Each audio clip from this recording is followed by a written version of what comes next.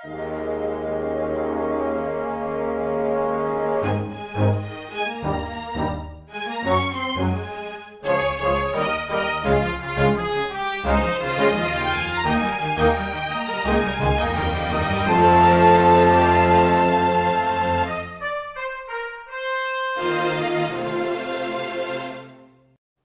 everyone, and welcome to Weekly Manga Recap. It is January the 26th of 2022. It's our last podcast of the month, and it feels like it hasn't been that long, but here we are now. Has it not? Has January not felt tremendously, painfully long to you? In terms of how many Weekly Manga Recaps we've done, no. Okay.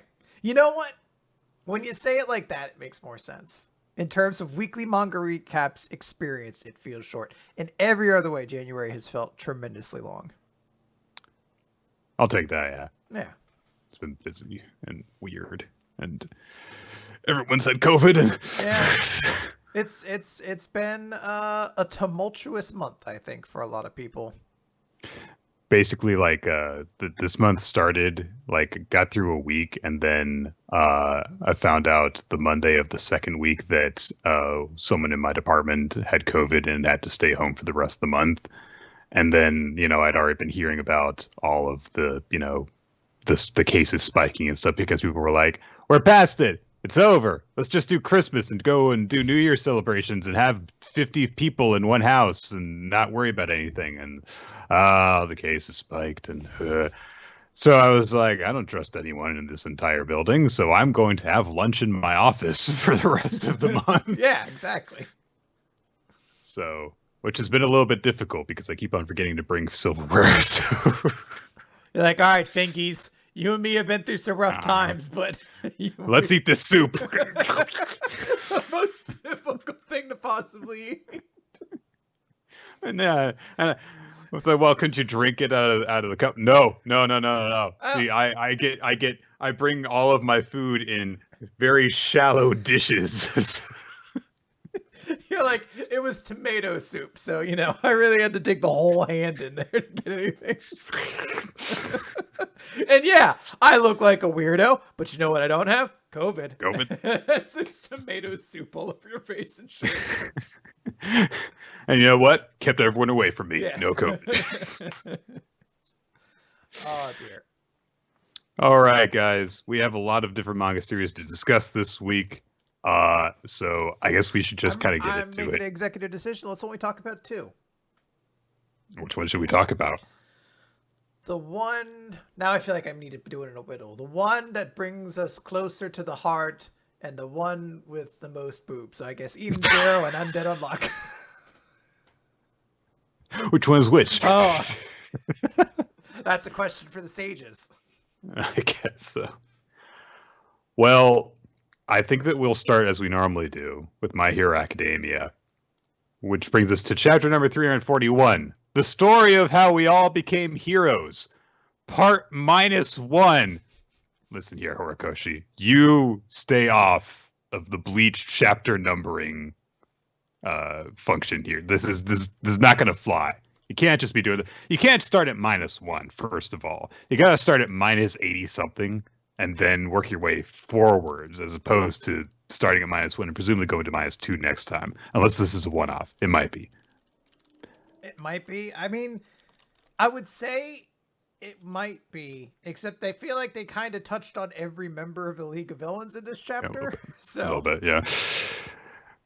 Speaking of the League of Villains, we start with just this full-page spread at the beginning of Toga looking gross and weird, and it's a cool picture. I like it. Then we start with Toga, as we see that, well, she's visiting her old house. What? Never mind. I thought I noticed the detail on the cover page, but it turns out it's to look like twice. Okay, I get it now. I didn't pick up on that at first. I thought at first it looked like the blood was making almost a jacket for her, and then I was like, well, it doesn't look completely right. Also, her sleeves are long, so I guess she is. And now I'm like, oh, it's twice. I get it now. Nick, I pick up on things. Yeah. So we see that Toga is visiting her old home, and it's covered in graffiti and it has clearly been abandoned for a while. And I did note that there's like a really weird, like, if you just allow graffiti to, appear in a place, it doesn't matter what the original reason people are doing graffiti for is. Because in this case, it's, Himiko Toga, the awful villain who had the weird childhood, who was a weird, sharp-toothed, blood-hungry weirdo that people were scared of and that killed her classmates and stuff. They're like, yeah, there's all this stuff saying, oh, you gave birth to a demon. How dare you? This is an awful family and stuff. And then eventually it just kind of devolves into someone spray painted a giant deuce on the wall. I love the one that just spray painted idiot. like, ouch, you got him. And also someone played tic-tac-toe here, I guess. That would be fucking great if like some people just went in and they just wanted to be like, I'd like $1, please. Just random stuff. Like, do you know where my meds are? Right now it's song lyrics. I want a new season of Iron Fist. You're just like, who's that person? Who's that person? We also see that like there's like the bits like on the wall where like they mark off the kids' age, height as they get older. Someone actually has gone to the trouble of scratching that out, which is like, it's not going to do anything. I'm sorry. It was she's already out there, dude. They'll never know how tall this villain was when she was 2. Fuck her. All they did was scratch it out. They didn't like cover it up, so it's still there. Well, what would they do that with? Anyway, let me spray paint this wall. And of course, she starts to have some flashbacks about various different things that were said. Also, the person who played tic-tac-toe cheated. X has like 3 more than the O's. Like, what the fuck is this? Is that the top right corner? Top right hand corner could be an O, but that's still 5. You're X's right. Yeah, there's twice O's. as many X's as O's. I don't think these graffiti artists were really thinking straight. I think that maybe this cheater at tic-tac-toe is just as bad as the vampire girl who's causing the big issue in this chapter. You know what? How about that? Yeah. Look, we've seen Toga do a whole lot of weird and awful things, but you know what she's never done? Cheat. Never cheated at tic-tac-toe. Not once. Not once in her whole life. Presumably. I mean, it's a weird thing to cheat at, Yeah. So she's thinking about different things that were said in this household. People think that she's weird. People saying, oh, no one's ever going to accept her. Her parents saying, God, stop being weird. We can't take it. And all that kind of stuff. And we then see her looking at the corner where she used to have her bed. And at one point, she started chewing on her wrist and tasting her own blood and saying like, oh, yeah, every night I dream of a dancing red sparrow. It does a tap dance on my tummy. And sooner or later, it rips my tummy open and dances a jig inside me and stains me red all over, making me oh so cute. Such a pleasant dream. It makes me so happy. Yeah, I mean... Yeah, it's a weird moment. It's very uncomfortable. Toga's got some problems, and she, has an obsession with blood. To see it portrayed in this way was still pretty creepy, though. Yes, so. Very much so. And then she just kind of looks around her, and she just kind of mutters to herself, threw it all away. And then she goes outside after that. And Dabi apparently has been following her. So Dabi says, I never knew you even had a heart, but even you can get caught up in emotion, I guess. And Toga's like, I was just curious about my old house. It's normal. I'm not being weird. You're weird. Fuck you. And Dabi says, well, are you sure you're ready for what's coming? Us putting an end to this rotten world? And Toga's like, it's a little late to ask that now. It's like, I mean, yeah, they've kind of been through a lot to this point. And then Dabi says, good. Take it all away. I really was going to do a Puddle to Mud reference when it was her line that threw it all away. And I was like, that's not the line though, right? But it sounds a lot like it. I'm glad I didn't, because I would have looked like quite the fool if that happened. There is a Bob Dylan song called I Threw It All Away. Yeah, but I was... Johnny Cash and I Threw It. Come on, we're all about that WWE butt rock. We all want that butt rock. Anyway, so... I'm sorry, that was just... That's how ADD sometimes hits me. Is I was like, no, it's Threw It All Away the song. Hold on, and I just zoned out. And I was like, I gotta find this out.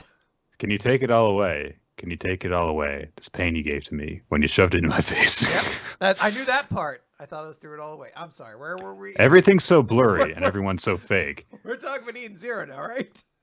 Yes, that's right. So, Dobby, who's in Ian Zero now, says, whether we're crying or smiling, the sun'll come out tomorrow.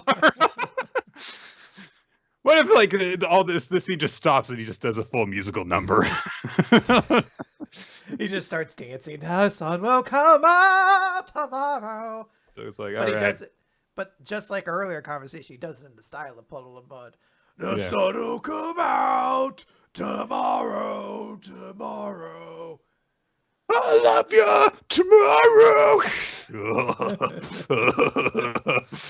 Nick, we shouldn't will this into the world, or there will be a Limp Bizkit cover of this song by the end of the year. Oh God. I heard recently because they apparently put out a new album recently, and I heard some people talking about. I was like, it's actually pretty good. And then they went on to talk about how like 2/3 of the songs aren't good, and I was like, did you like this album or not? To be fair, two-thirds of the album only being shit is a pretty good ratio for a Limp Bizkit album. And I say that having listened to a lot of Limp Bizkit in my time and loving them. Look, they're not a good band. God.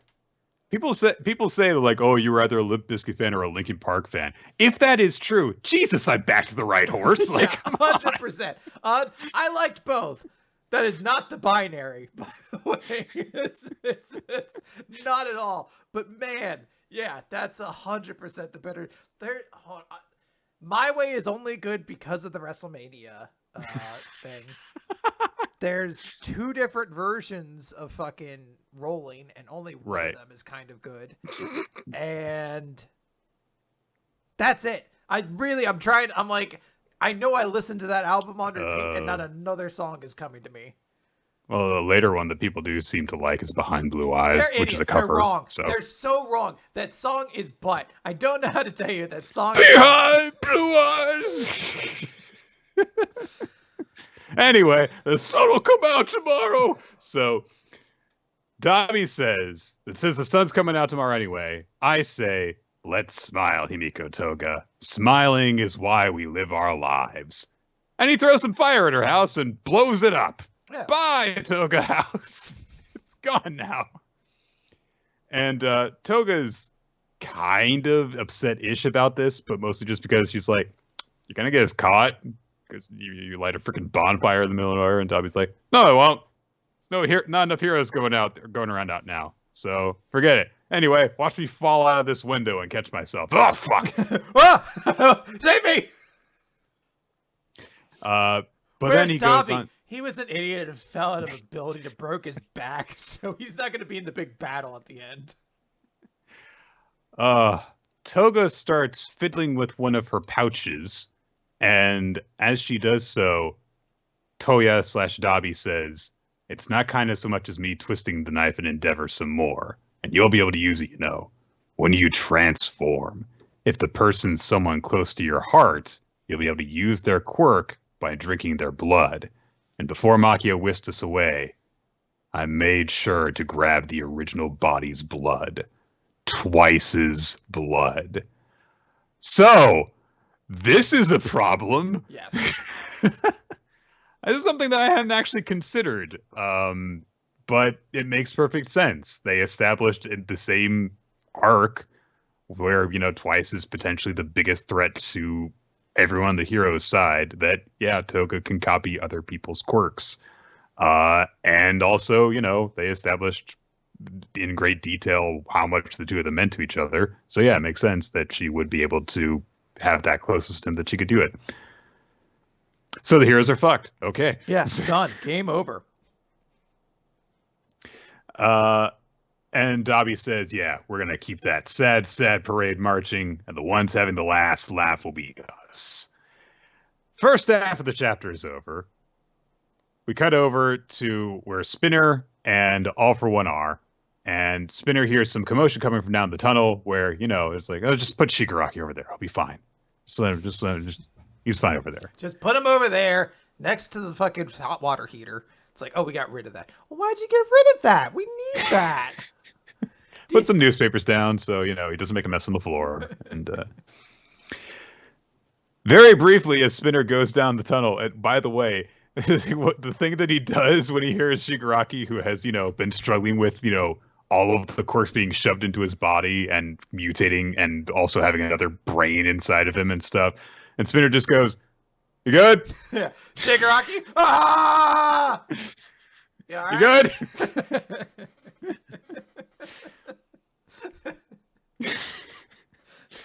He then very briefly say something if you're good.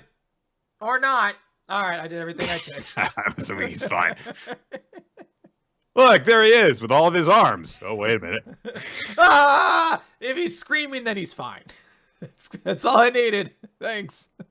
Look, if he's screaming, he's still alive, so he's fine.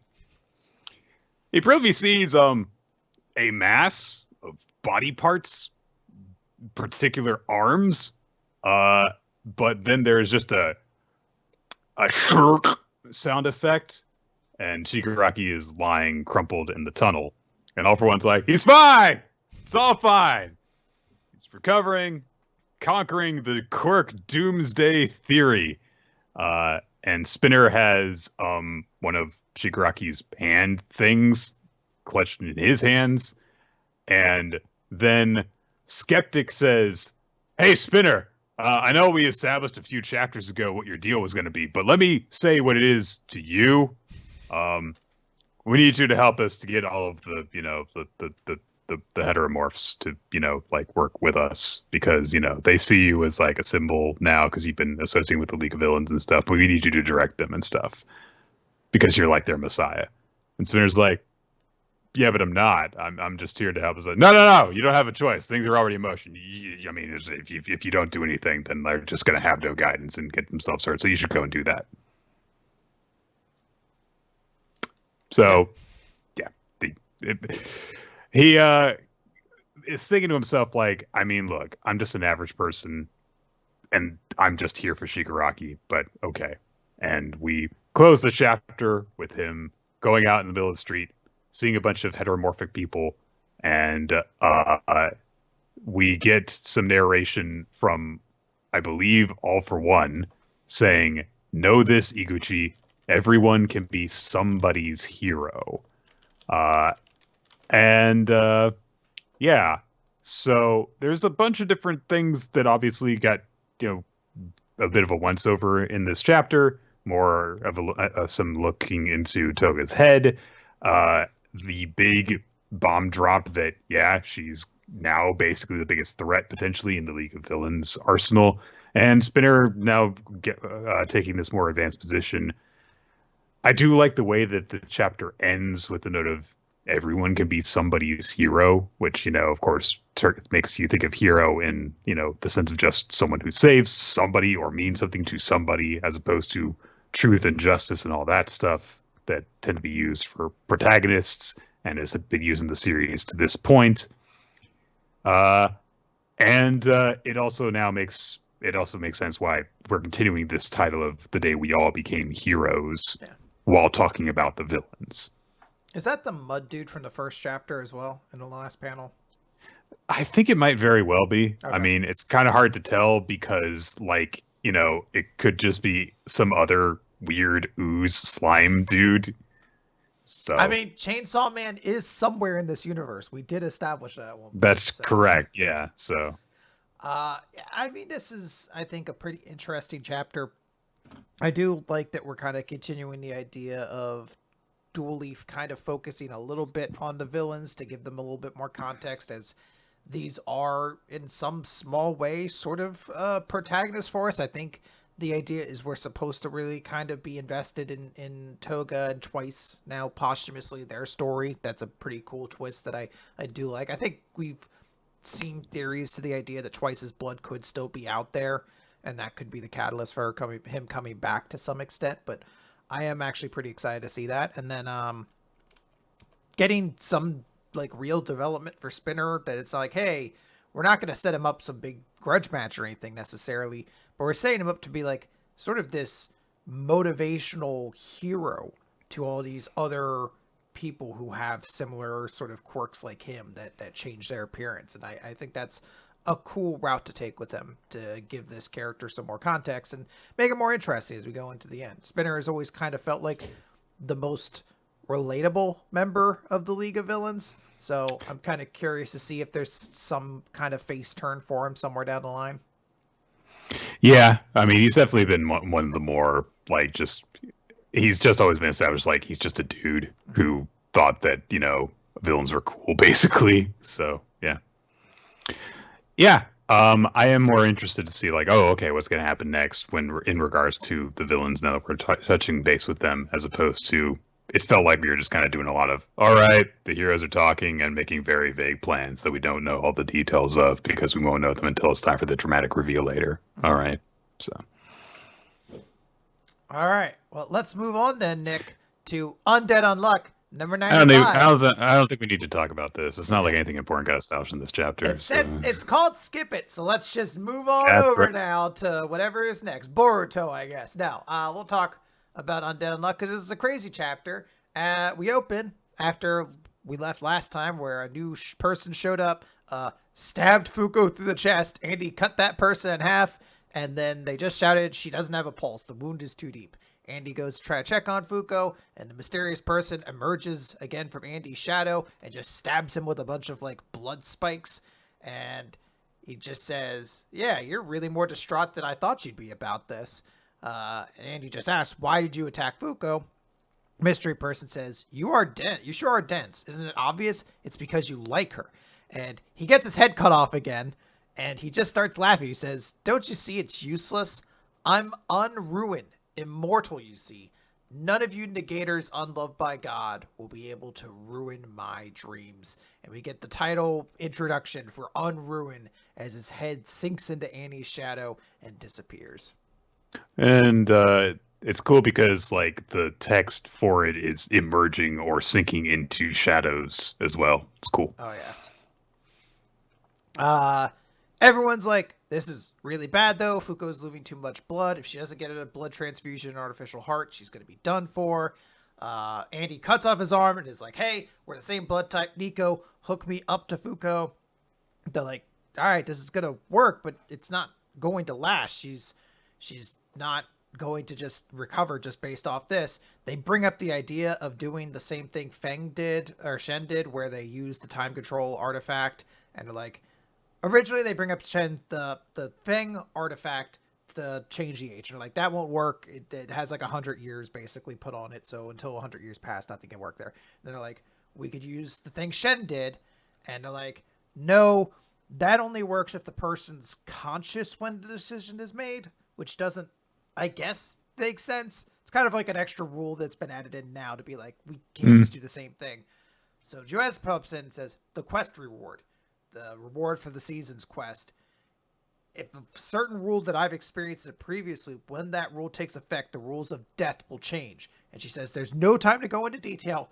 Right now, in this world, a living being's physical body ceasing to function equates to their death. At this rate, Fuko will meet that condition and die.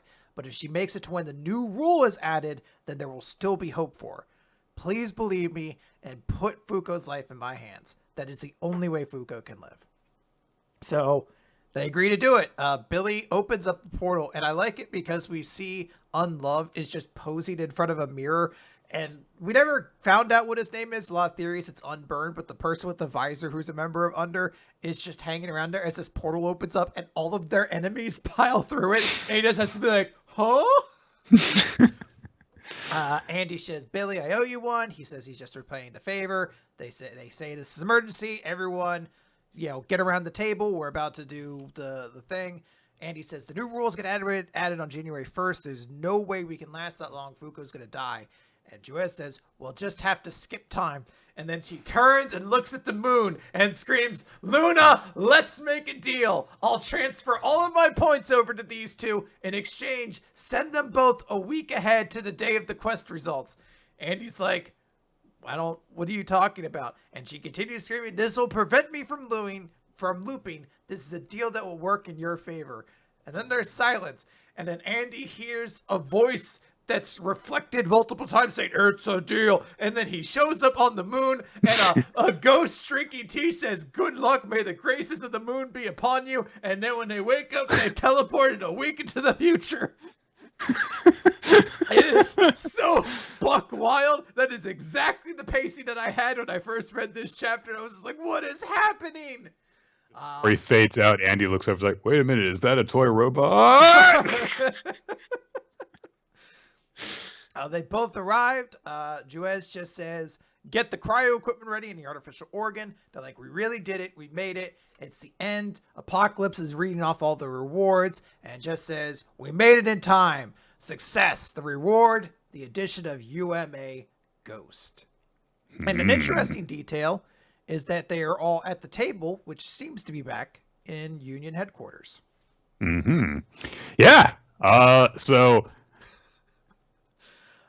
most cataclysmic time skips indicate, seem to be like, a matter of years. No. 1 week. 1 week. Let's see I hope everyone has a new hairstyle. Everyone's got some crazy new hairstyle now. Oh my God. Yeah, it's gonna be crazy to see what the hell all of that was about. It's really, really good. It's just a really fun, adventurous, crazy chapter where things are just really bonkers. Like, it's just so much stuff's happening. It's really fun world building. I have a lot of questions I want to ask, but I kind of also get the impression we'll get those answers eventually, but it's exactly the type of world building that I really, really like out of Undead Unluck, where it's just craziness and every moment you're like, what's happening? Super awesome. Yeah, it'll be. It's really nice whenever you get that kind of moment in a series where it's like you've got that level of faith in the storytelling, where when something weird happens and it's not really explained, you go, "Okay, I can't wait to see where this goes." Yeah. And I feel like this is actually the first time that we've been covering Undead Unluck that I get that sense while we're in the midst of reading it, because it's been a lot of like, okay, we have to go and do the thing, as opposed to, ooh, what's the thing that just happened? I was gonna say, since we've been covering it on the show, we went from the summer arc right into the spring arc, which took up basically the whole portion. So we haven't gotten any of those crazy world building chapters, really. Yeah. All right, let's talk about a series with equally as awesome and compelling world building. It's Boruto Next Generations, chapter 66. Sorry, number 66. Number 6 or die. Yeah.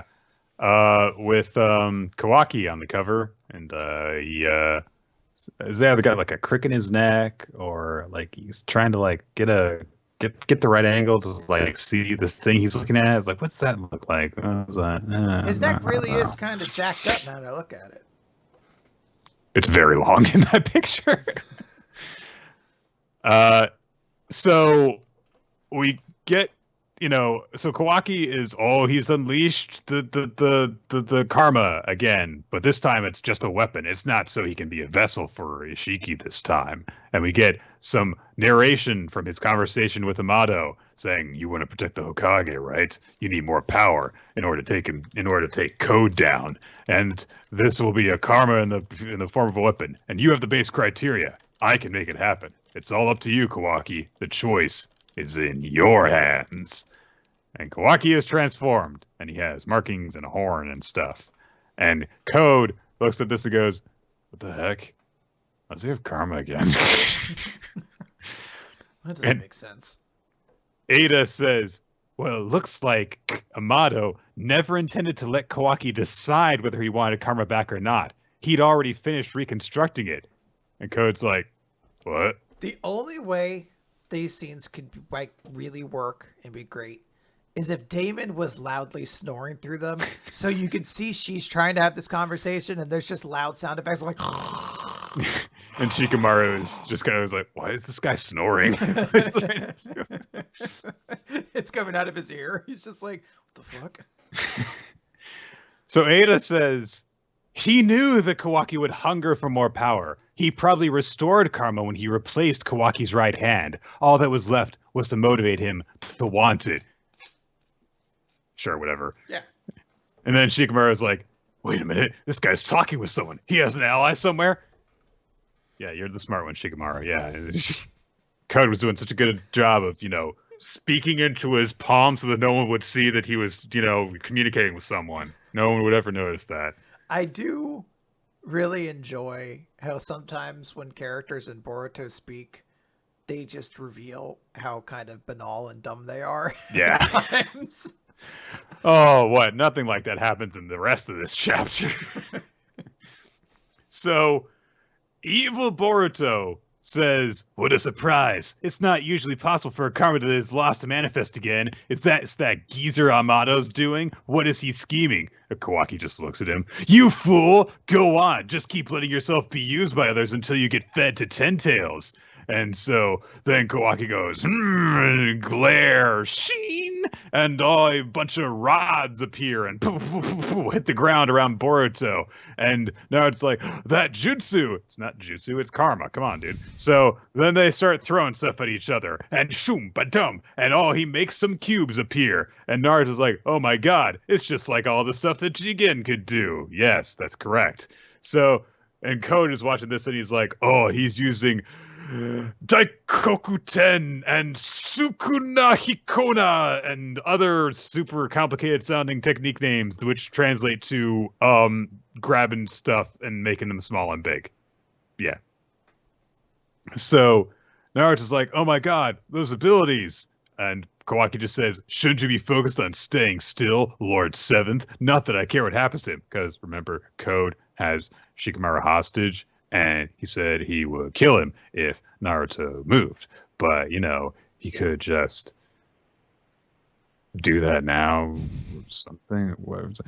Naruto says, Kawaki, how far are you planning to go? And Kawaki goes, I'll do what needs to be done.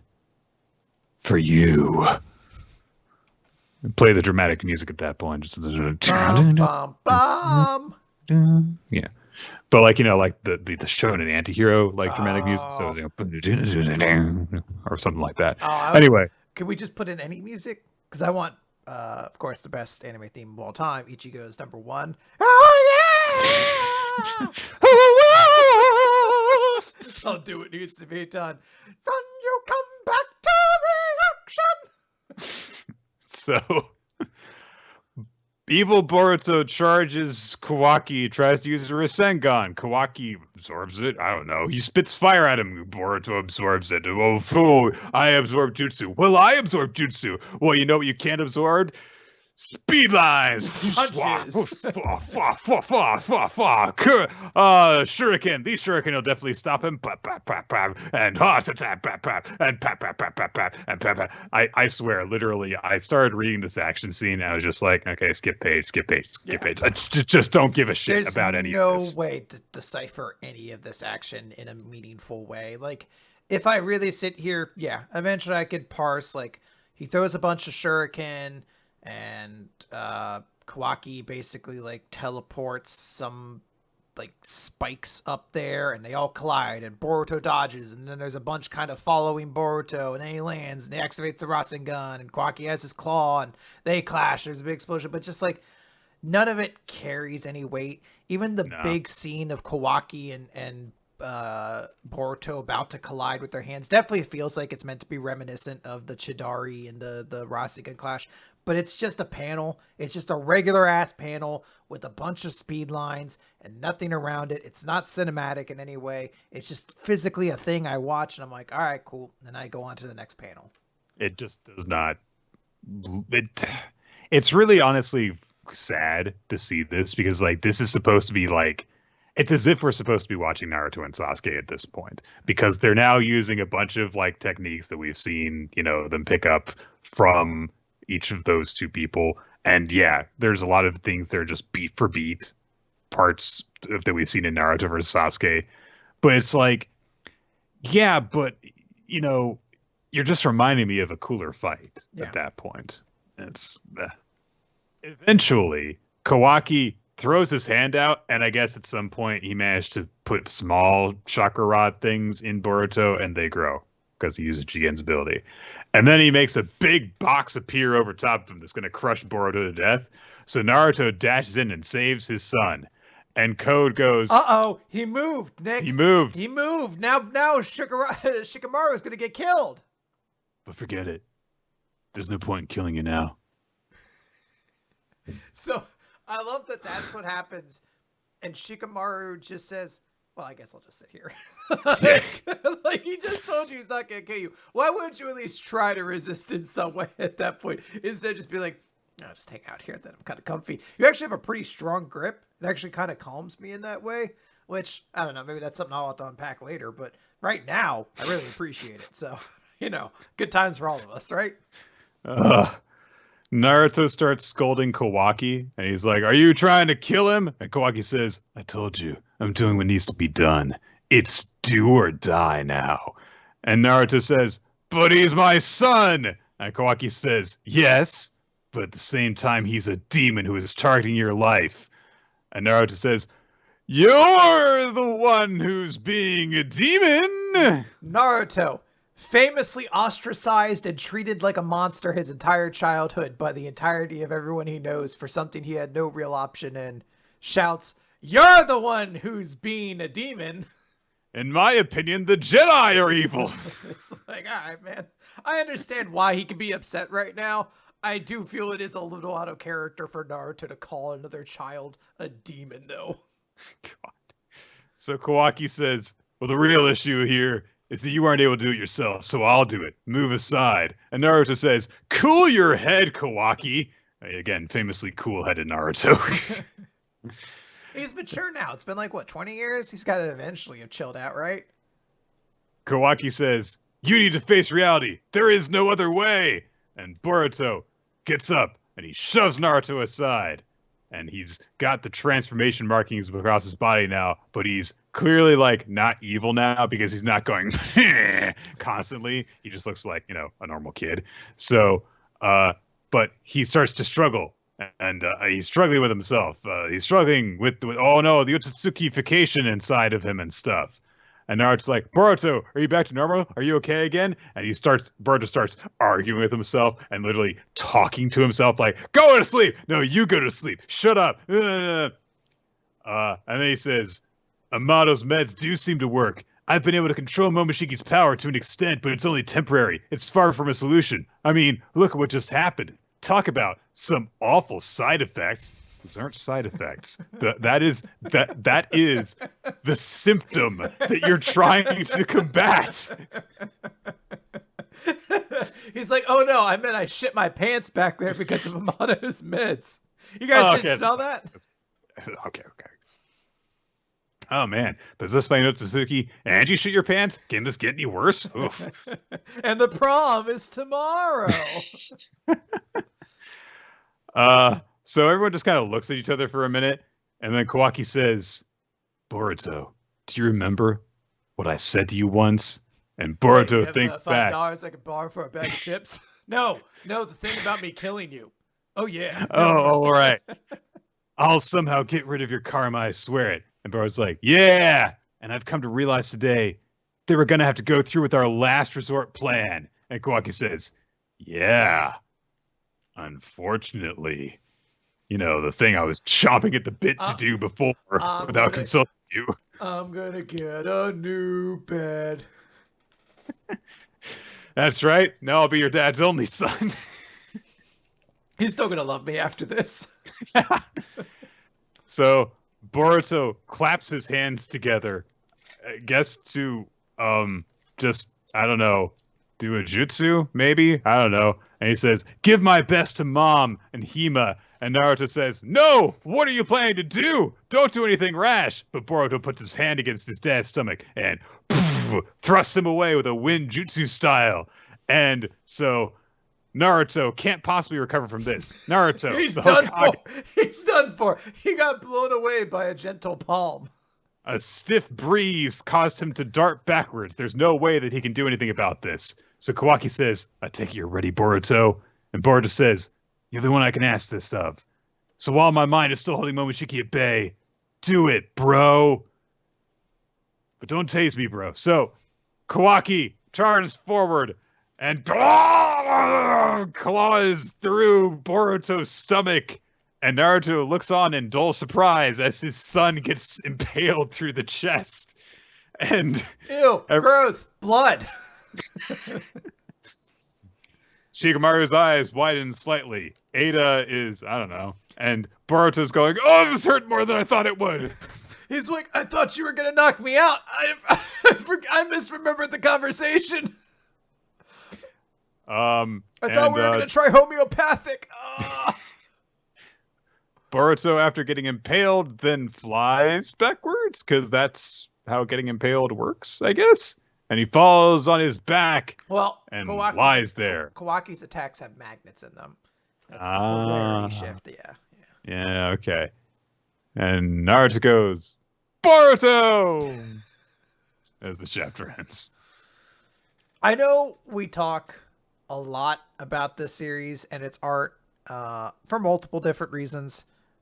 Well, no, I guess the less sinister things to talk about the art, though, is just how unremarkable the art in this chapter is, which, like, this chapter is clearly meant to be a big chapter. Beyond, like, everything reminiscing to the Sasuke Naruto fight, this is clearly a huge chapter. Boruto sacrificing his life because he cannot control the karma inside of him. He doesn't want to be taken over. And Kawaki and him reaching the true zenith of their bro friendship, with Kawaki choosing to take his life because there's no other possible way. And at the end of the chapter, Boruto is dead. And there is not a single panel with any kind of real heavy weight to it. Nothing leaves a real impact. Like, I know we kind of joke, like, Naruto with dull surprise says Boruto, but, like, there is no panel in which you are able to relate to Naruto's deep sadness that his son has been murdered in front of him. There's nothing. There's just, like, where it should be, you know, he should look destroyed in this moment. And the art's a letdown in a lot of different ways in this chapter, which merely compounds, I should say, the fact that everyone has made the joke. So remember how chapter 1 starts in a flash forward where you see that Boruto's alive? Which, I mean, like, look, Boruto's not, even if you hadn't seen that, Boruto's not dead. Like, no, he's the main. His name is in the title. Like, he's not dead. Yeah, no, it's definitely a weird, like, awkward chapter. I wish I could hate it more. I kind of almost want to force myself to like it, but, like, yeah, there's just nothing memorable about this chapter. Like, next chapter is going to open, and I'm like, oh, right, Boruto got killed at the end of the last chapter, because just nothing about this is going to stick with me. Yeah. It should be a thing of, like, oh my god, what's going to happen, where you're waiting with bated breath for the next month. And it's just like, yeah, all right, I guess Code will leave or something next time, and then we'll just, like, see how Boruto can be saved, or it just didn't get killed or whatever. Also, poor Code has been diminished to, like, loser third tier character ever since this happened. You're like, oh, right, I guess Code is still physically present by this scene.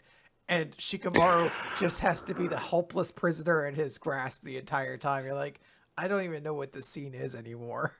Our poor boy. Oh, not getting a chance to shine. I'm glad we spent fucking a year inside the bar talking to Ada and learning everything about her and David for those characters to do fucking nothing so far. All right, let's move over to Spy Family. Yeah, for 5 seconds.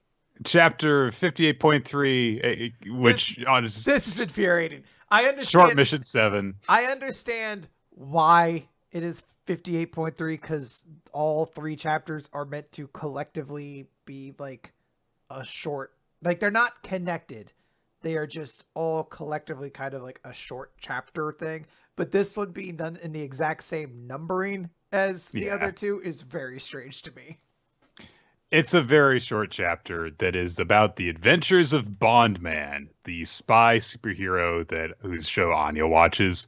And it just kind of plays on the whole Bond girl thing, but instead of the girl dying or just going away in between stories, they keep on following Bondman around, and he just keeps on seducing these different scientists and villains and enemy spies and stuff, and they keep following him around. And then eventually they realize, like, wait a minute, are you going out with all these women? And he's like, well, yes, I need to bring joy to all the ladies of the world. So they beat the shit out of him. And I, then I like how quickly it escalates. The first one slaps him, the second one stabs him in the arm. and it ends with like a nuke going off or something like that. And Anya's just like, this is like one of those lovey-dovey shows that Becky talks about. Like, yeah, okay. It's just a very short joke chapter. I do think that it's an imaginative joke in terms of like, oh yeah, what if just all the Bond girls just were alive and kept following him around, and it eventually was like, what the fuck are we doing? That's it. It's a very funny joke. It is a funny joke. All right, Nick, let's talk real quick about Eden Zero, Chapter 176, The Planet Dahlia. The crew goes to the planet. I can't read this chapter because it's not on Crunchyroll. So well, I'll give you all the details. The crew goes to the planet Dahlia to get their ship repaired. They meet Lobelia, who is a loser now, and Holy shows up in a swimsuit. Aww. That's it. That is the entire stretch of this chapter. If you want to go into it in detail, sure. Let's start at the beginning. We start with Zhao Mei, who explains everything that's going on. She's wearing a swimsuit, which is odd, so she addresses the reader. Why am I in a swimsuit, you ask? Why shouldn't I wear a swimsuit once in a while? Tee-hee. Then we get a shot of her feet, and she explains and then the ship goes to the planet Dahlia. That's it. I don't know why we got introduced to her. They're going to a resort to repair their ship. Okay. All the characters are in bikinis. We had a bath scene 2 chapters ago. But we didn't have a beach scene, Nick. It's very different. There's a weird shot that implies Captain Connor is staring at Rebecca's butt as she picks out a wedgie. And look, he just thinks of all these kids as his foster children. I was gonna say he established he has a daughter her age, so it's really, really weird that they're doing that. Weiss is the one who has to be like, hey, don't ogle my crewmates, and the scene has no conclusion. It just moves on, and Connor then brings up, why are we here to repair a ship? Isn't there like a super fancy way to do it that doesn't require stopping? And they're like, we're here for fun. It doesn't, they're like, no. Look, we just come out of a very devastating, long adventure. Mm-hmm. Ether drives aren't all powerful. They need maintenance. And besides, this is Kermit's exact quote, the poolside is the best place to get my programming done. And she just types on her computer. There's a joke about Sister dragging Moskoy in a ball gag and a leash through the water. And she says this is the perfect place to break in new animals, which is very unnerving. Also, he's not new. So. Yeah. Pino and Happy are like enjoying themselves on little jet streams that are popping out of the water. So for some reason, Laguna and Clean decide to ruin their fun by creating a giant tidal wave that blows them all away. Hamura is running against one of those like lazy rivers the other way because she's like, this is training. Weiss, can you make it faster? So he does, and it blows off all of her clothes. Shiki decides... Rebecca asks Shiki if they could take some photos together, and they do. And then on the last one, she kisses him, and she's like, that's pretty valuable, don't you think? And then they fist bump. And then we see... It feels like it just sums up like shonen heroes in a nutshell. Yeah. I'm sorry. So the girl confesses to him and kisses him, and then afterwards, they're just like, yeah! Someone says that Couchpo goes to the food court, and if it happens, it is literally in the background of a shot that I have not seen yet. So I don't know, maybe it does. Anyway, there's a bunch of guys being rude to somebody, and it turns out it's Lobelia, who is a beekeeper who I guess has fallen on hard times after the past 3 years, and there's a bunch of guys who are mean to her. Well, Lobelia is Rebecca's old rival. Yeah. Yeah. But she hasn't, I guess, in the way Rebecca has become a mega huge B-star with, 5 million views or whatever the fuck it was, or subscribers. Lobelia hasn't. I guess she is stagnated because they are criticizing her. They're like, oh, are you wearing a bikini to try to get those views up? Yeah, you trying to scrounge up more views. And she's like, please don't film me. I'm just here to have fun, like, and to relax. I'm on vacation. And the guys are like, you should take off all your clothes and strip for us. And she's like, God. No, I don't want to. So Shiki shows up and hits them all with gravity. And they're like, what are you doing here? And then the guys get up and they're like, we don't know what happened. We just all fell to the ground. Hey, that's Rebecca. She's a super famous beekeeper. Let's force You should take off your clothes for our entertainment. Yes! They say you should strip for us now after we beat up your boyfriend. One of them goes, then we'll get a Rebecca stip tease. And the one other guy says, woohoo! It's good to be alive. There are...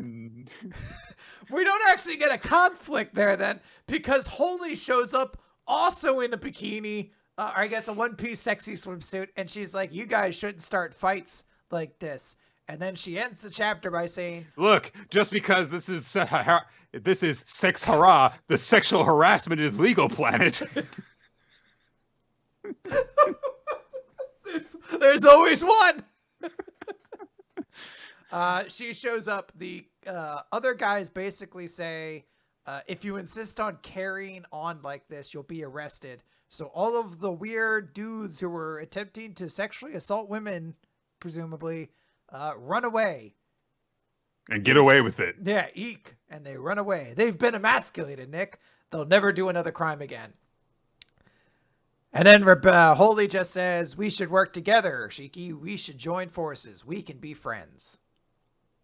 I mean, considering that an arc ended with Homura's mother getting sexually assaulted and it was justice, yeah, I guess they wouldn't face punishment in this series. Exactly. All right. Did you feel like you missed anything, Nick? Yeah, kinda. Like nothing good, but I definitely missed something. So. Yeah, it's a very weird. That's why I said almost nothing actually happens in this chapter. It's like a weird kind of joke chapter. The only things that happen, I guess, is the kiss, which then ends in a fist bump, and then Labilia being really sad now, and Holy's there. It's gonna be a really weird thing to look back on. Like if it becomes like a bar, like imagine like we get like a big romantic thing later on in the series where it's like, you know, we get like a montage of them getting closer and closer, and it's like, oh yeah, I remember the first time that Rebecca kissed Shiki, you know, when there were those guys that kept on demanding that every woman around them strip naked for their amusement, and then you let them get away without doing anything. Ugh. What are you gonna do? All right. Beat them up! Don't have them! Remember, this is a dark series, Nick. Speaking of dark series, it's time for some serious drama in Doron Dororon. Last time, it looked like we were getting the Grand Fisher arc super early. Yup. This is, in fact, the Mononoke that killed Dora's mom. How dare that asshole? And Dora's all really, really angry. Kusanagi is disturbed to see him in such a state. He pulls Dora and the person they rescued to safety, and then the giant Mononoke turns on the mouse spinning top thing that tried to sacrifice it and impales it with a needle thing. And it's like, where do you think you're going? You let my food escape. I should kill you, but I'll give you one last chance that you've brought me so many meals. If you can stand before 10 seconds are up, I'll let you live. And the mouse thing is like, I'm all numb, though I can't move. And then the giant Mononoke just goes, 10! Gotcha! You suck! Like, so I don't know if we're meant to actually think the 10 seconds have passed, or if it literally just skips to 10. Exact same thought. I assume it skips straight to 10, but it is very easy to miss whether or not he actually counted and it just took 10 seconds, or the thing's just evil. I guess it's better just you're assuming it's evil. It just went to 10 immediately. You're like, oh no, mouse monster. Yeah, literally, the first time that I read this, I was like, did it count? Like, are we meant to just assume that like 10 seconds passed in these two panels, or is it just being a dick? That's why usually you have the person go 1, 2, 10, you know, like instead of just going 10. So anyway, it's all pissed off now. Big giant evil aura surrounding it. Kusanagi turns to the person that they rescued and says, "You've got to call for a strong samurai." And Dora says to Kusanagi, "Katana, please." And Kusanagi says, "His supernatural power is really strong. We can't beat him the regular way. We have to think of something." And Dora's like, "Katana!" And Kusanagi's like, "Okay." And so he turns it to a sword, Dora tries to cut him with the katana, and it doesn't work. He blocks it with these giant nail things, and then starts stabbing at Dora, who's kind of deflecting some of them, but still getting scratched up. And Dora just keeps on going after him and going after him. And Kusanagi's like, "My blade can't cut him, Dora. We gotta come up with something." But Dora just keeps on slashing with him. It doesn't do anything until eventually the thing causes a nail to fire into Dora's leg, which, look, that's a big ass thing, and Dora is a regular dude, and it's just stabbing into his thigh. And he just goes, because, Yeah. minor problem. Kusanagi's really worried for him, of course, but Dora's just like, "The spike from that time." You mean 2 seconds ago? That time? Why is it worded this way? It's weird. So, anyway, he dodges away from the creature. He can still move despite the needle, which, caused that weird numbness to fall over the other Mononoke. But he gets whacked and sent flying through the air and crashes on the roof of a building. Fortunately, Kusanagi turns into a comfy beanbag chair to cushion his fall. And then Dora's like, "All right, come on, Kusanagi, let's go fight that thing. Turn into a katana so I can stab it." And Kusanagi says, "We can't win by stabbing it, though." And Dora goes, "That thing killed my mother. I won't be satisfied until I kill it with my own hands." And Kusanagi goes, "I didn't realize a Mononoke killed his mother." Thanks, Kusanagi. I really like the voice you have for Kusanagi. It's a good voice. Dora's like, "Change to a katana, Kusanagi." And Kusanagi says, "I know this is really painful for you, Dora, but am I a tool for your revenge?" Dora goes, "Fine, I'll do it alone." And Kusanagi grabs him and says, "No, I want to fight to protect people, not to get vengeance. I want us to fight together. And if we keep fighting this, you'll get killed, Dora." And Dora's like, "It doesn't matter. Let me go." "It does matter. Even though I want to protect lots of people, I know it's selfish, but most of all, I don't want to lose you, Dora." And Dora thinks about what his mom said while she was dying. "Live a long life, Dora. Promise me that." And Kusanagi says, "Remember who you are, Dora." And Dora says, "I'm immediately okay now, Kusanagi. You can let go now." And then he bows his head in apology to Kusanagi for losing his head. And he says, "Forgive me. I'm always making mistakes. I lost my temper. I wasn't being fair to either of us. I wouldn't want my mom to see me like that, so thanks." And Kusanagi's like, "Oh, that's no problem. I'm grateful to you, too. Because even though I'm a Mononoke, one of those things you hate, you still accepted me. And life is fun now, thanks to you. Your energy is what keeps me going. Thank you, Dora!" And he starts crying because this is a funny scene now. And then Dora fist pumps his head and he's like, "Let's keep fighting. Yeah!" And Kusanagi turns into a sword and they rush back into battle. Before this chapter was recapped, I said to myself, this was the best chapter of Doron Dororon. No. And then as you started to recap it, I was like, it probably still is, but not to the degree that I thought it was before. I thought this was trash. Like, I'm sorry to anyone that this worked for, but Jesus Christ, you went through all the drama and all of the potential, like, interesting character conflict in this in one fucking chapter? Fuck off with this. I do 100% agree. At the same time, I did appreciate Kusanagi basically asking, like, am I just a weapon to you? Like, is that the only thing that actually matters? Because, like, my thoughts and feelings should matter. I want us to be friends and to be safe and to have a lot of fun together. Like, that is actually, I thought, a very cool moment, and it was forcing Dora to kind of confront his rage. And then, yeah, it just kind of ends. And then they're like, all right, back to the fight. You're like, but I thought the whole conflict was that they weren't going to go into the fight. Like, We've got to think of a new plan. And now that I've calmed down, turn to a sword, Kusanagi. Yeah, like he literally turns into the katana that he refused to turn into before. Like, I could look, benefit of the doubt. Maybe next chapter they're not going to go fight the monster. They're here to to tour it, save people. just hold it off until stronger samurai or something like that can show up, and there's a lesson there. But at the moment, digesting this chapter week to week, it really does feel like it was like, turn into a sword, Kusanagi. No, I'll be a weapon for your revenge. I love you. Let's go. I have a sword now. Like, I don't know, man. That's a little weird, right? All right, Dora, I'll be a tool for you for our friendship. The specifics matter. God, it just made it so easy, and it's really disappointing that it's just like, yeah, things are back to normal now, and now this Mononoke that killed Dora's mom means nothing. All right.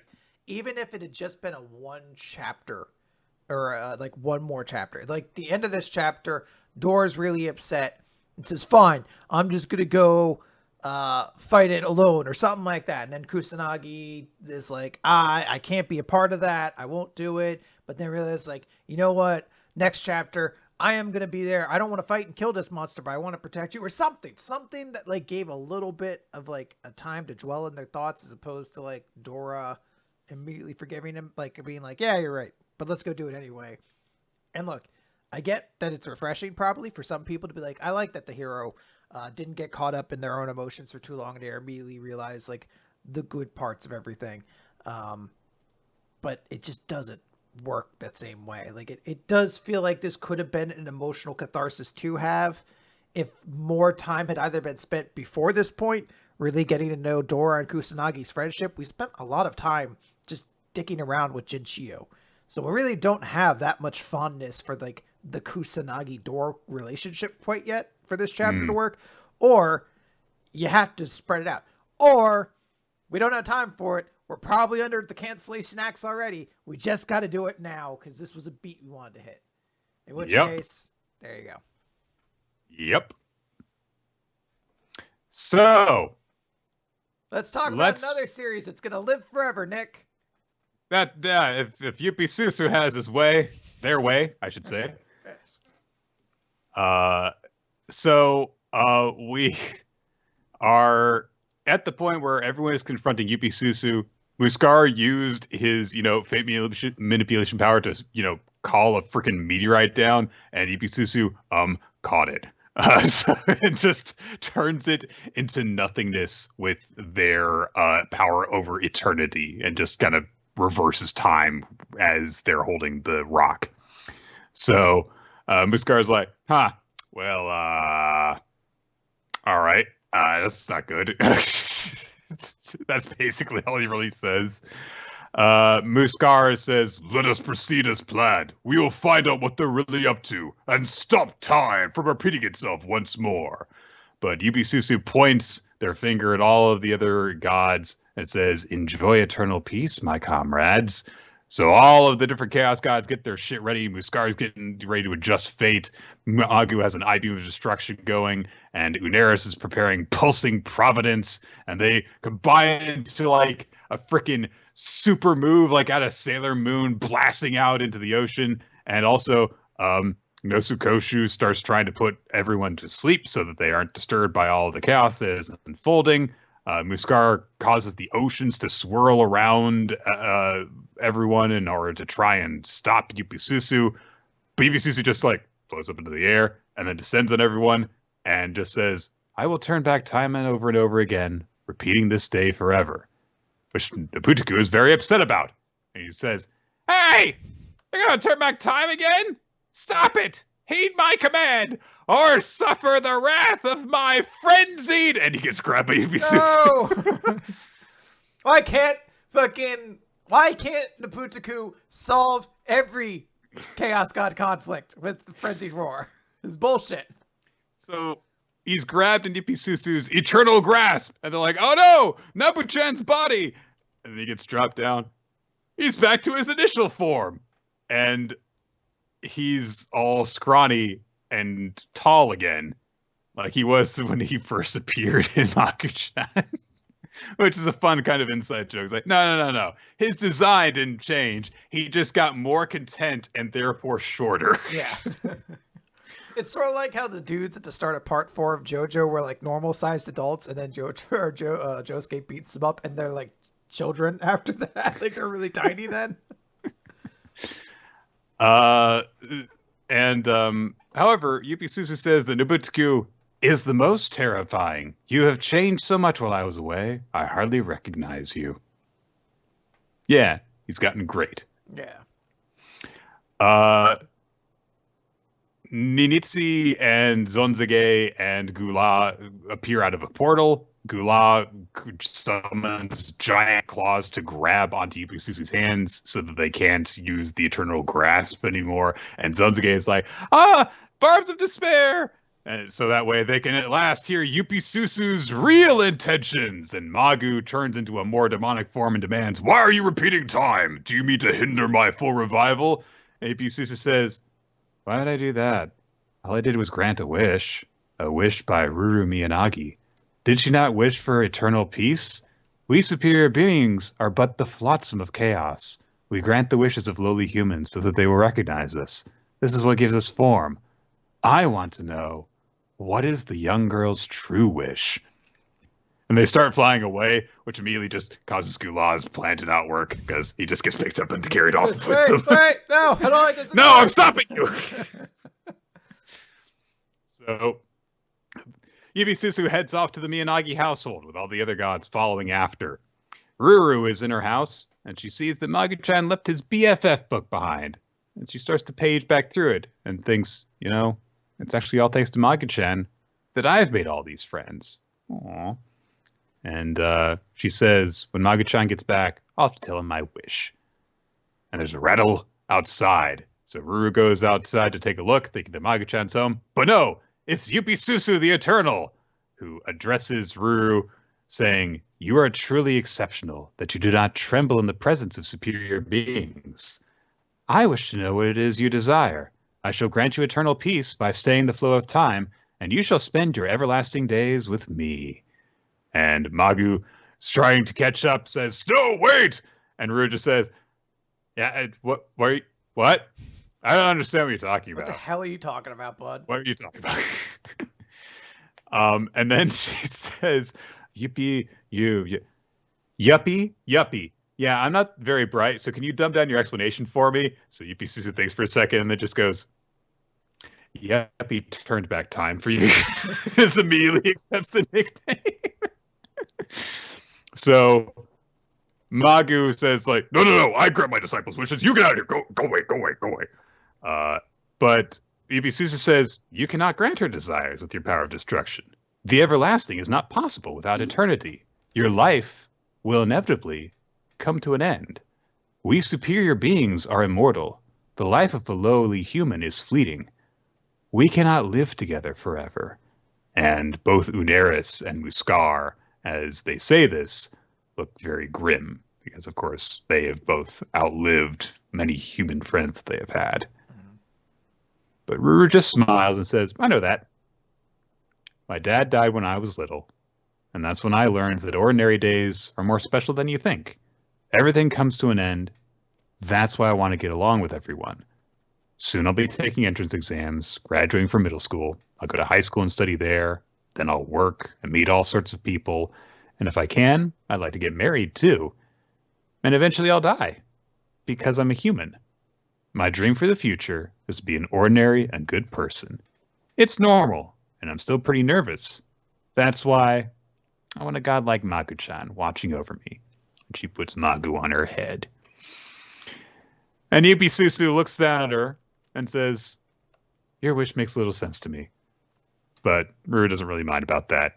And she pulls out the BFF book and says, you writing it too, Yuppie. And so Yupisusu says, getting to know each other and watching over you, it seems I've underestimated the desires of lowly humans. In that case, I will see it through in time. And they vanish. And of course, time begins to proceed forward as normal. Or does it? Because Yupisusu wants to understand. And so they have gone back to the beginning, to when Ruru first found the seal that was keeping Magu sealed away. was a nice chapter. Yeah, it was a heavier chapter than I was It expecting it to was. be, but it was good.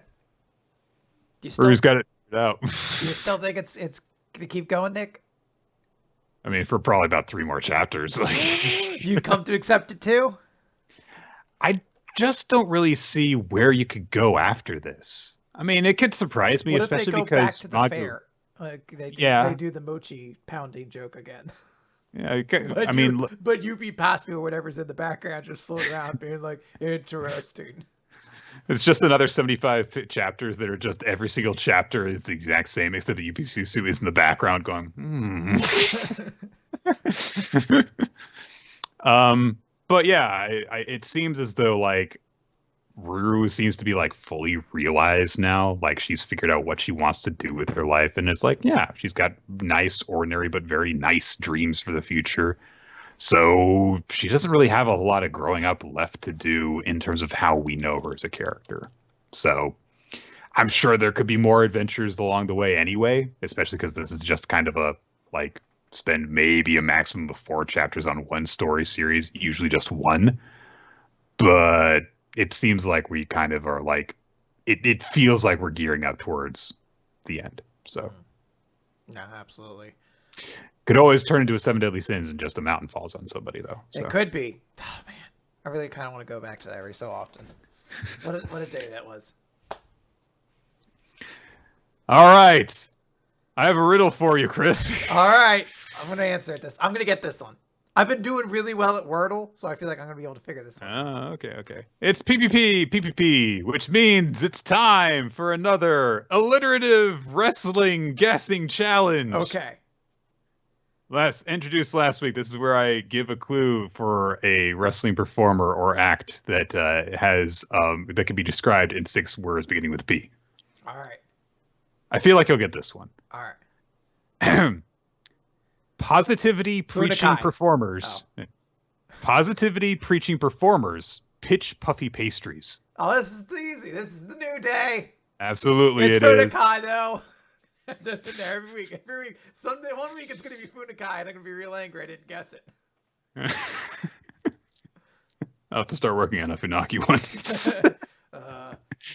Popular question mark?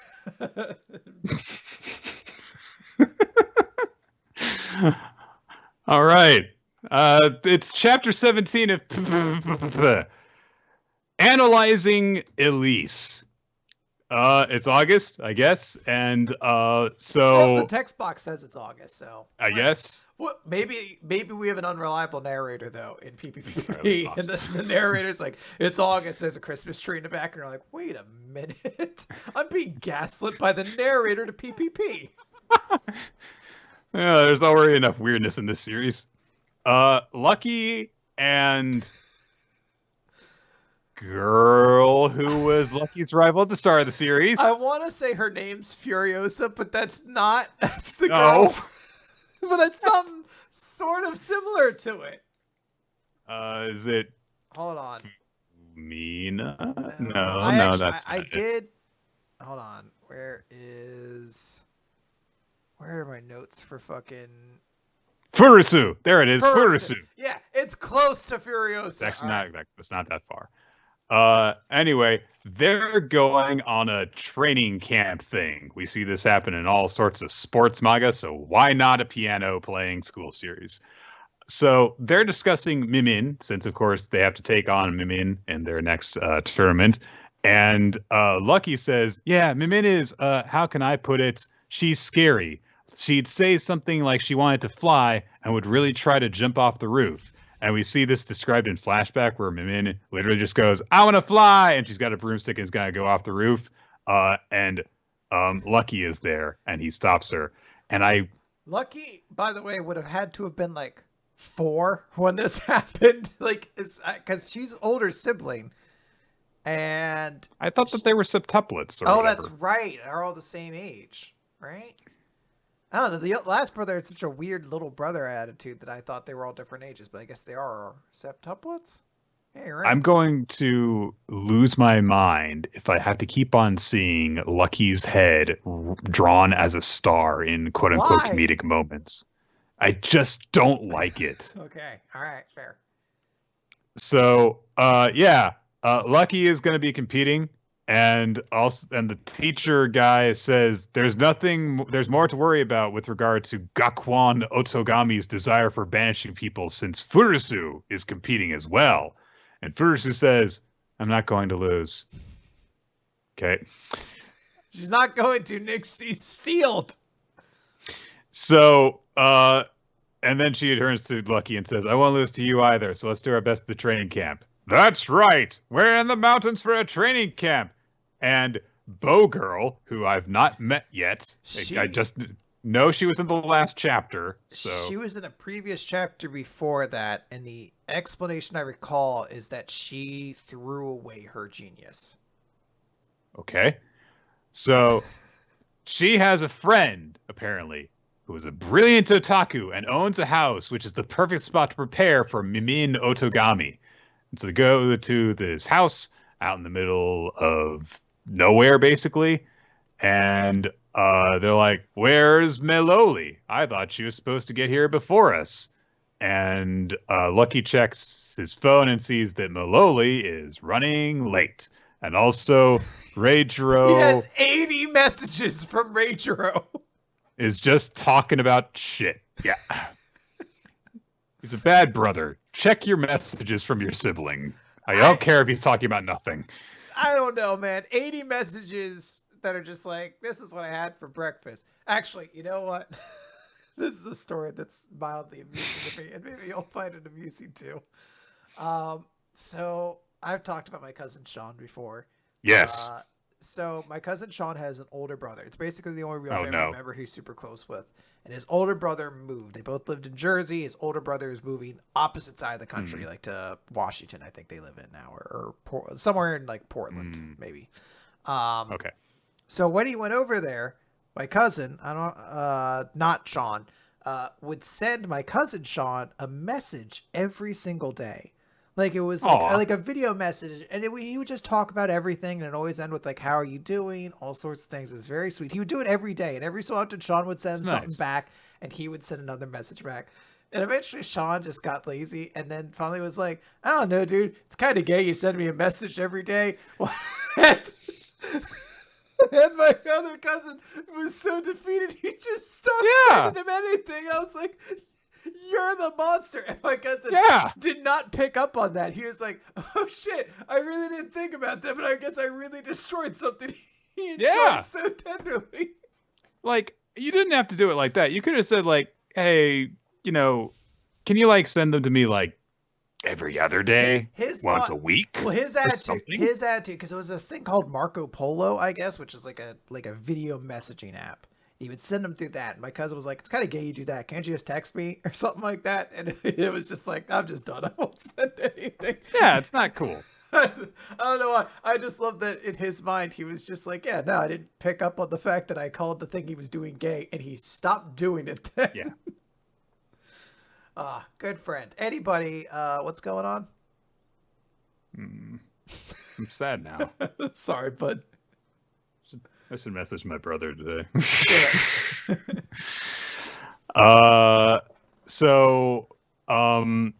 Anyway, Lucky looks around the woods and he's like, so many trees.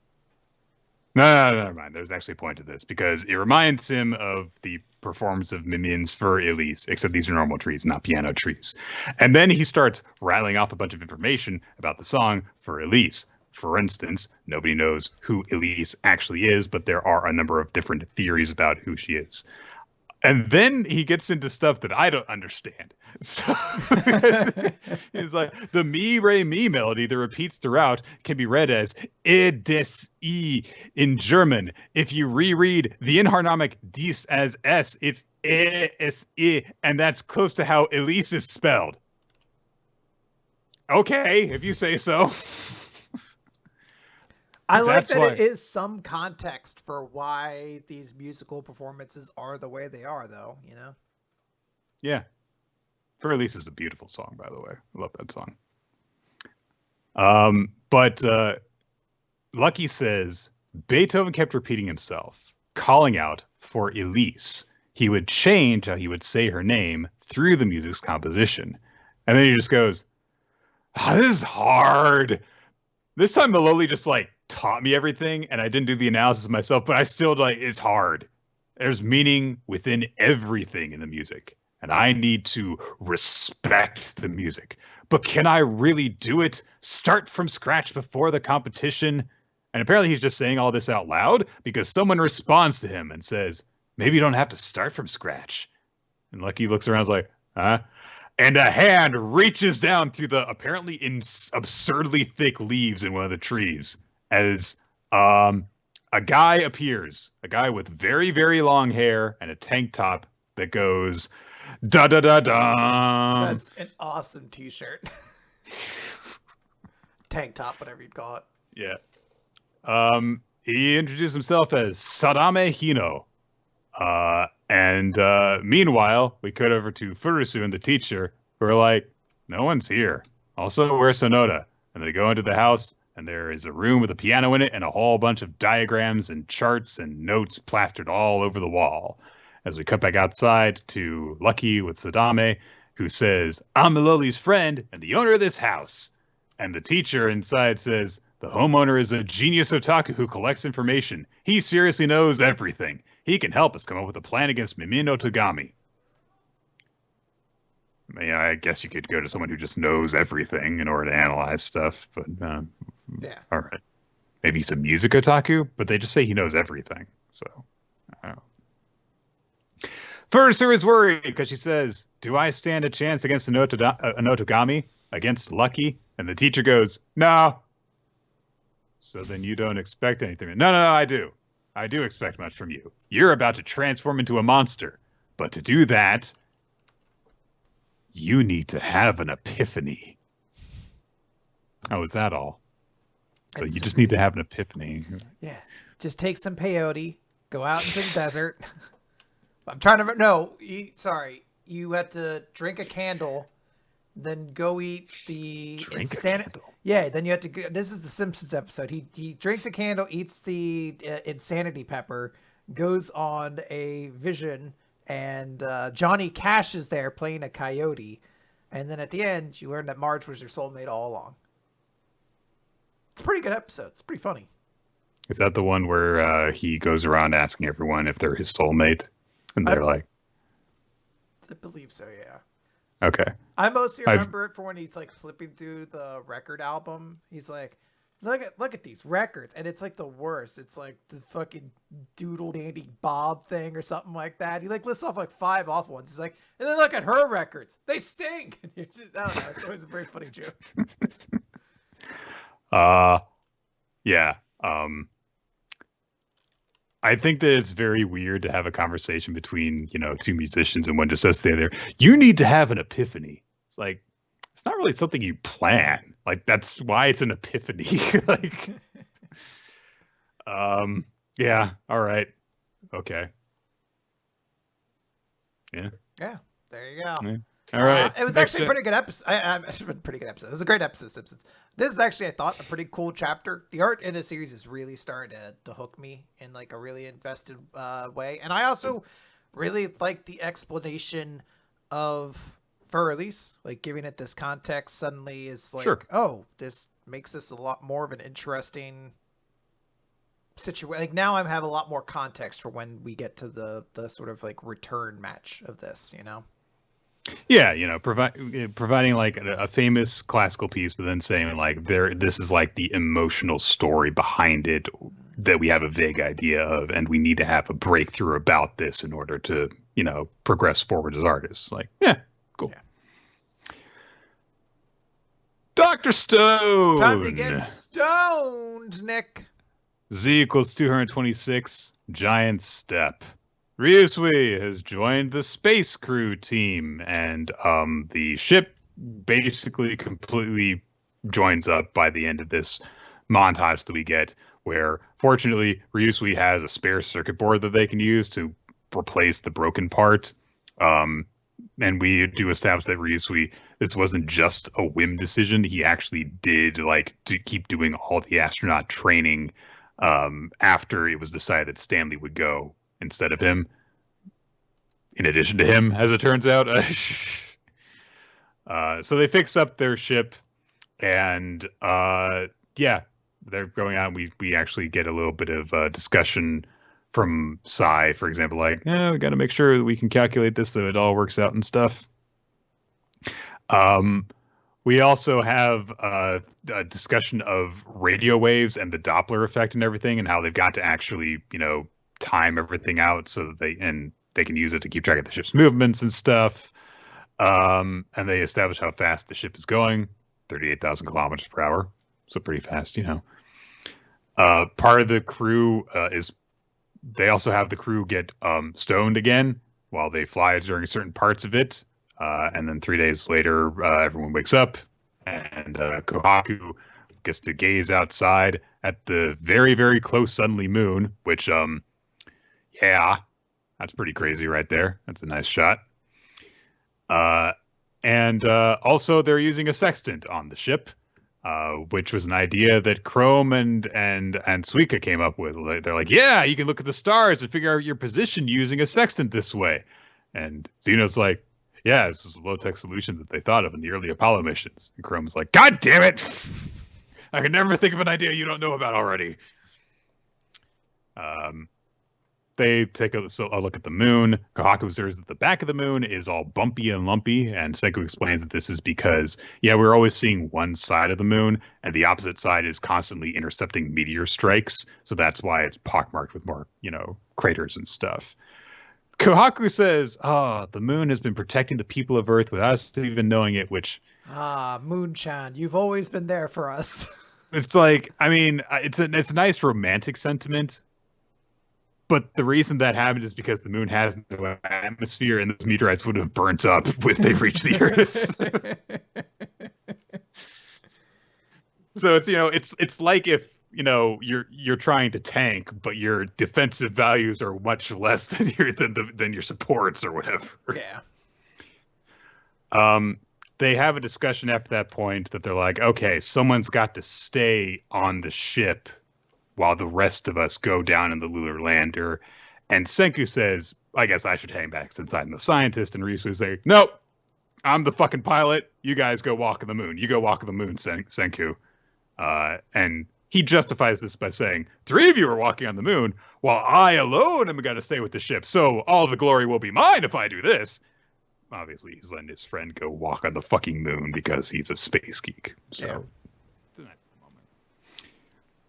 The lunar lander descends towards the surface, and as it does so, Gen says, the whole world is watching and listening. Have we thought of some apt first words for this moon landing? And Taiju goes, I got one of them flashes of inspiration. Here's the perfect line for them to say. It's one small step for man, one giant leap for mankind. And Chrome and everyone else like, oh my God, that's so cool. Again's like, you're quoting Neil Armstrong, the first man to walk on the moon. Taiju's like, oh, that's what I thought. Everyone thinks up all these different ideas, including... Which one is your favorite of the three? So, I don't like any of them. But the one that stands out to me is when Mose says, now recruiting girlfriends, cuties welcome. Because it made me go, Mose is still there? Remember? He's always been there. He's been their good friend. Remember when he was like the fourth most important combatant in their team? I like that he's there, and then to also remind you, the girl with like the balloon dress or whatever it was is like staring at him disapprovingly, like, you shouldn't be thinking about girlfriends right now. Also, are there girls on the moon right now? Well, yeah, it is a great line because you start thinking about it, you're like, well, if Senku says it, then all the girls are gonna like Senku, like.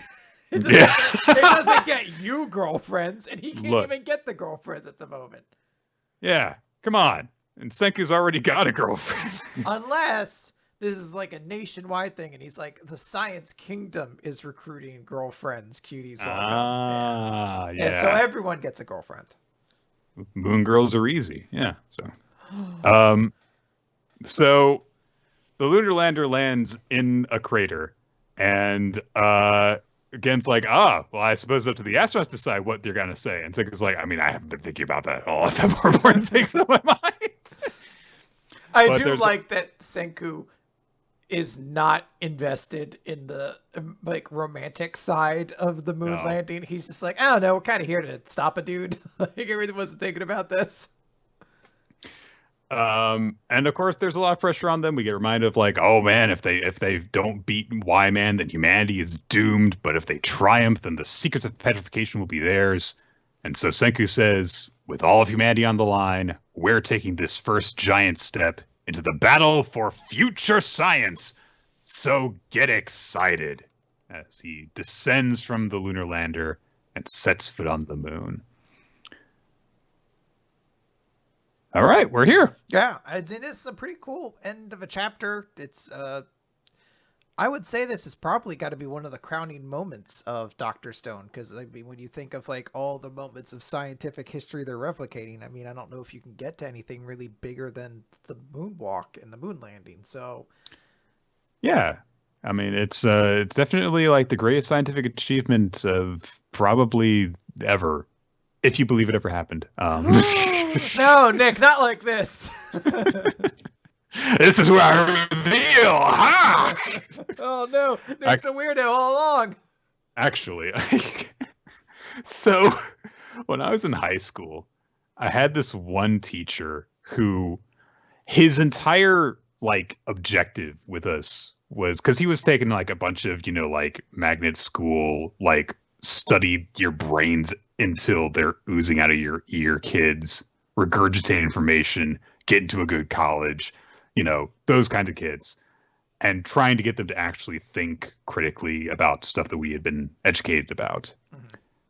Unfortunately, he was a complete asshole. So like it was a noble goal, but like the ends did not justify the means. And also, we're all pretty sure that he was a racist. So, yeah, that's it. A lot of extra details come out about this guy, huh?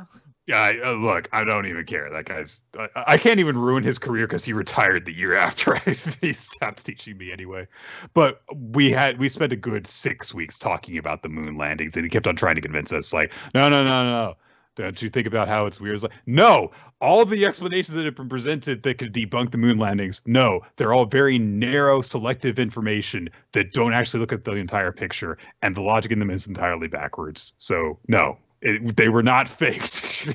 We have moon rocks. There are things on the moon you can reflect lasers off of. Fuck off. I love the one which was a picture of the moon, and there's like somebody saying there was like a mysterious like location on the moon or something like that. And a bunch of people are like, yep, bet that's where they filmed the moon landing. And you're like, to prove they faked the moon landing, they filmed it on the moon? It's one of those moments anytime you see it, you're just like, yeah, sometimes people are just dumb. They just are. I don't know how to say it. My favorite take on the moon landings, or one of my favorite takes, has been there was a Red Bull commercial where they get to the moon, but because they've drank Red Bull, they've got the wings, and so they're floating around, and so they can't actually set foot on the moon, and so they're like, oh man, the landing's ruined. All right, let's just go back to Earth and like fake it in production, and it's that's funny, yeah. All right. Anyway, from moon landings to Mashle. Magic and muscles. Magic. Let's talk about magic, Nick. Mashle, Magic and Muscles, Chapter 93, Mash Burn Dead, and the Water Magic User. And we get a very nice 2-page spread of Domina with presumably Poseidon in front of him, attacking Mash with a lot of water. Very cool beginning. So Mash and Domina are at the chest. I don't understand the rules of this event anymore, because I thought there were keys they had to get, and I guess they just have them, or they're there because this is where the climactic event. It makes less sense once another detail comes up. But Domina is saying, if I win this match, Father and I will get this wand and the world will end. How does it feel, Mash Burn Dead, to know that the world's going to end and it's your fault? And Mash says, it feels like that would be bad. And Domina thinks back to when Mash was a baby. It's like, you haven't changed. The fact that Father even wants someone like you makes my blood boil. Once Father obtains his perfect form, this world will end and everyone... And Mash says, can we just start the fight already, Daddy's boy? So Domina just shoots out a big thing of water. There's, of course, the usual villain has revealed their new type of magic. This magic is so strong, Mash can't possibly overcome it. Surprise, Mash overcomes it. He does do it in a kind of amusing way by doing a butterfly stroke, and then all the water he gets in his mouth, he spits out like a super fast like bullet. But Domina can't be hurt because he has a highly pressurized wall of water protecting him that'll just destroy anything. So you can't get near me, meaning you can't attack me, and you'll eventually just get exhausted, and I'll kill you.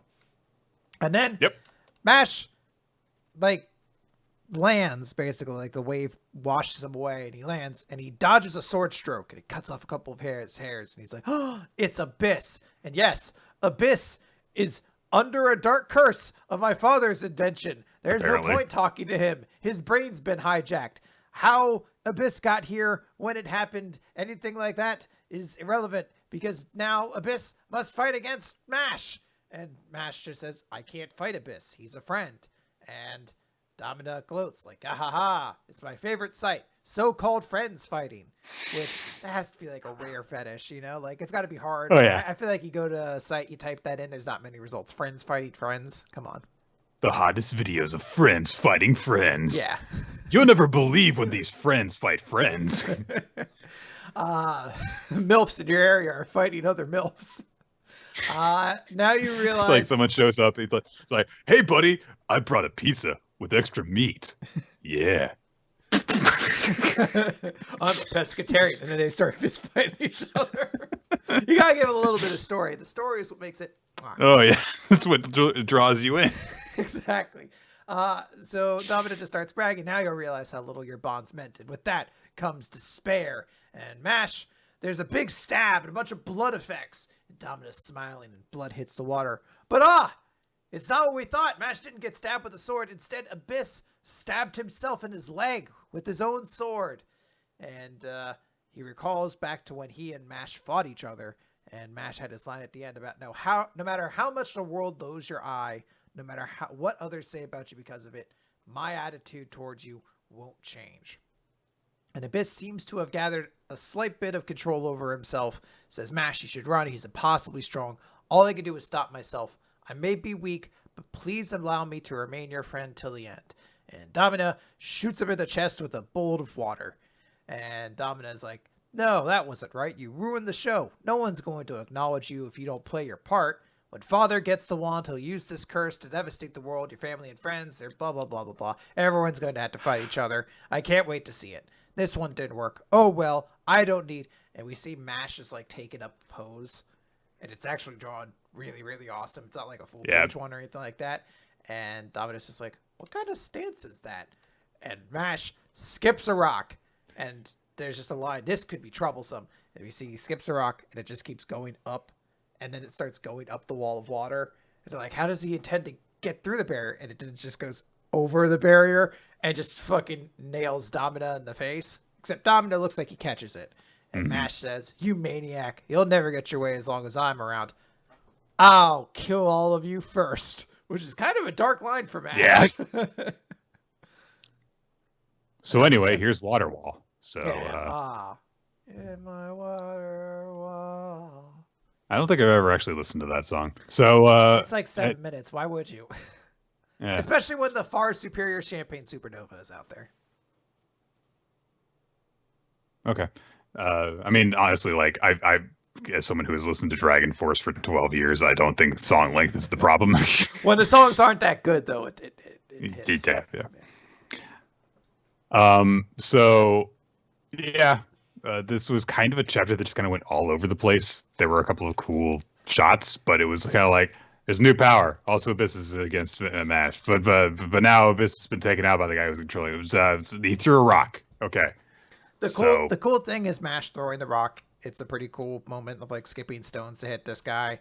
Skipping stones. Unfortunately, the entire like edition of Abyss Razor like just kind of misses the mark. And I understand part of that is Komoto really doesn't seem to be particularly interested in using the side cast all that much, but it is a little bit odd to be like, hey, Abyss Razor is here and being mind controlled and this is drama, and it is nice to have that moment to like reflect on the whole line Mash had previously about like no matter how much the world lowers your eyes, my attitude towards you is never going to change. But then Hmm. that actually his eye and that stuff isn't really relevant, but it's like okay, he didn't get angry that Abyss was attacking him because he knows it was mind control. It's like a thing that almost works but doesn't quite. So it's all right. It's fine. Yes. Anyway, let's move on. Here's Elusive Samurai. Chapter 47, Face 1335. We see out in the countryside near the Suwa Grand Shrine that a samurai dressed in the garments of the Hojo family is asking for directions. And as he's pointing on his way, the two farmers who gave him directions are like, something odd about that guy. It's almost as if that there was determination written on his face. And when we see the samurai's face, indeed, it actually says on his forehead, "I'm so determined." And we are introduced to Tokiyuki's uncle, Hojo Yasuye, who would soon invoke a storm. Tokiyuki is shortly reunited with his uncle, and they're like, "Oh, I can't believe you're alive!" Um, and we get a bunch of info dumped about him saying like, oh yeah, so his older brother was Takatoki, who was the center of the shogunate, and when Kamakura fell, he was one of the men who arranged for me to take Tokiyuki into my care. But Tokiyuki says, well, how did you manage to escape the carnage? And Yasuye says, oh, I pretended to be a soldier of Nita. And we see a shot of him like dressing in bloody garments of the Nita and acting like he was an injured soldier and be like, "Oh God, help me!" And so it's like, yeah, he managed to escape that way. And Genn was like, "Oh wow, impressive! You shamelessly fled your clan while they died." And Isuye says, "They wanted me to kill myself too, but I said." I care not for my life, but I must avenge you by restoring Hojo rule. But now it says on his forehead, I just didn't want to die. So they're like, oh, he's really easy to read. And it's just actually written on his face whenever he's, doing that. But he says that for the past 2 years since the attack, he's been out fighting in Tohoku, and now he's been defeated since then. So Yorishige is their last hope. And Yorishige says, I foresee complications, so let us confer back here. And Yasuye follows him. We see that he pervs a bit for the Shrine Maidens, because every adult guy has to, it seems like, in this series, have like perv over the Shrine Men at some point or another. But everyone's kind of like, he's like, is he okay? And Tokiyuki says, well, Uncle has always been duplicitous, but his ulterior motives are easy to read. He clings to status in life, and it shows on his face. He doesn't wear a warrior's mask, so I like him for his honesty. And there's like bits where like, he just like is trying to play with Tokiyuki and it just says on his head, I'm bored, let's do something else. So it's like, yeah, I can see how that could be kind of refreshing for a kid if like all the adults in your life have like different motivations, if you can actually tell what someone's thinking. So, and he's just happy to see him because he's his uncle. Genba wanders up by himself and he thinks, okay, all the players are assembling, the great battle is approaching, and things are going to start getting really dangerous. And Tokiyuki is fun, but I don't know if I'm willing to die for him fun. So now would be a good time for me to leave.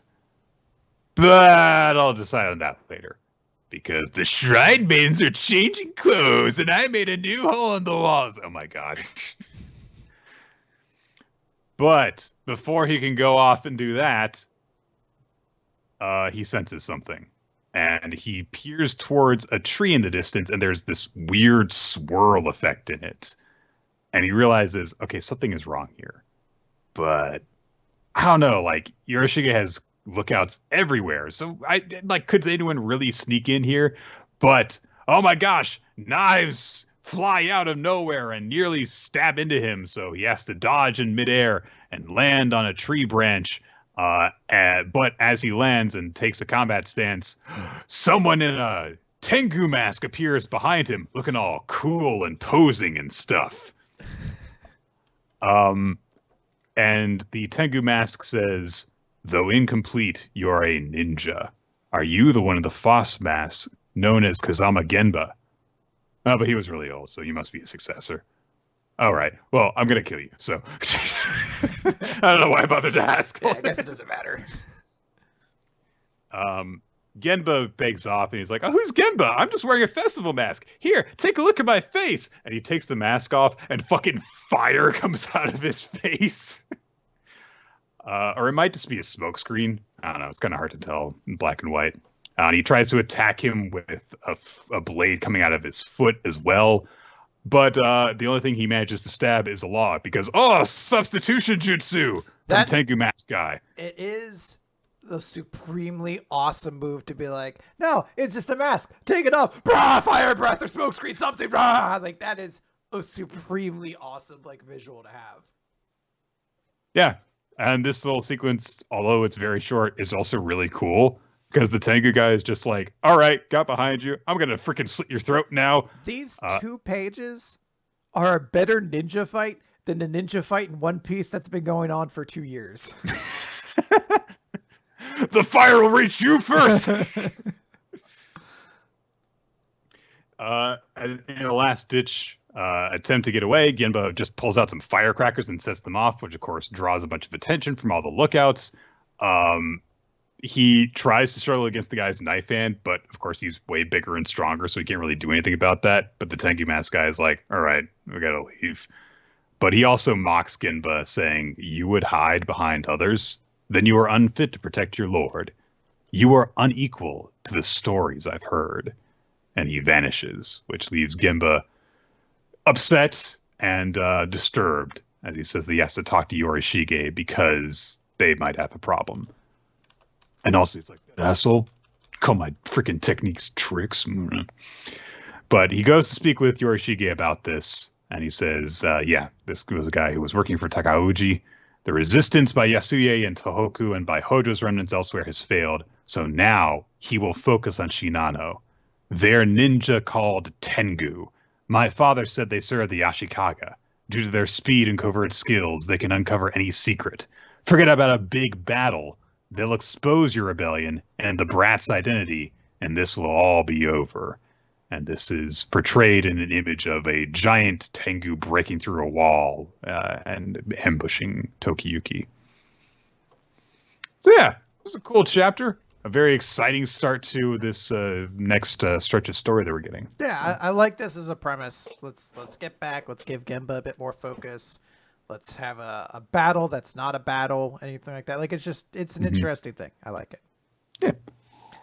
All right, Nick, let's wrap up Weekly Manga Recap this week by talking about Black Clover. Yes. Page 320, the cause of all of this. So Asta strikes at Lucifero, and he missed. Cuts off one of his horns, though, which Lucifero is really pissed off about. Like, he immediately grabs Asta by the face and just screams, you filthy brat, and just starts stomping the shit out of him. Just goes, trash, magic scum, my body, you fuck. He didn't say you fuck, but it'd be pretty awesome if he did. You're going to get your fucking head kicked in. No, he just becomes, like, really bossy. He's like, you have any idea how long it took me to polish my horn? I'll kill the fuck out of ya. All the captains simultaneously realize, anti-magic attacks work on Lucifero. It's too bad we don't have any of those. We have to protect Asta, and that's the only thing we can really do. So they all try to attack this creature.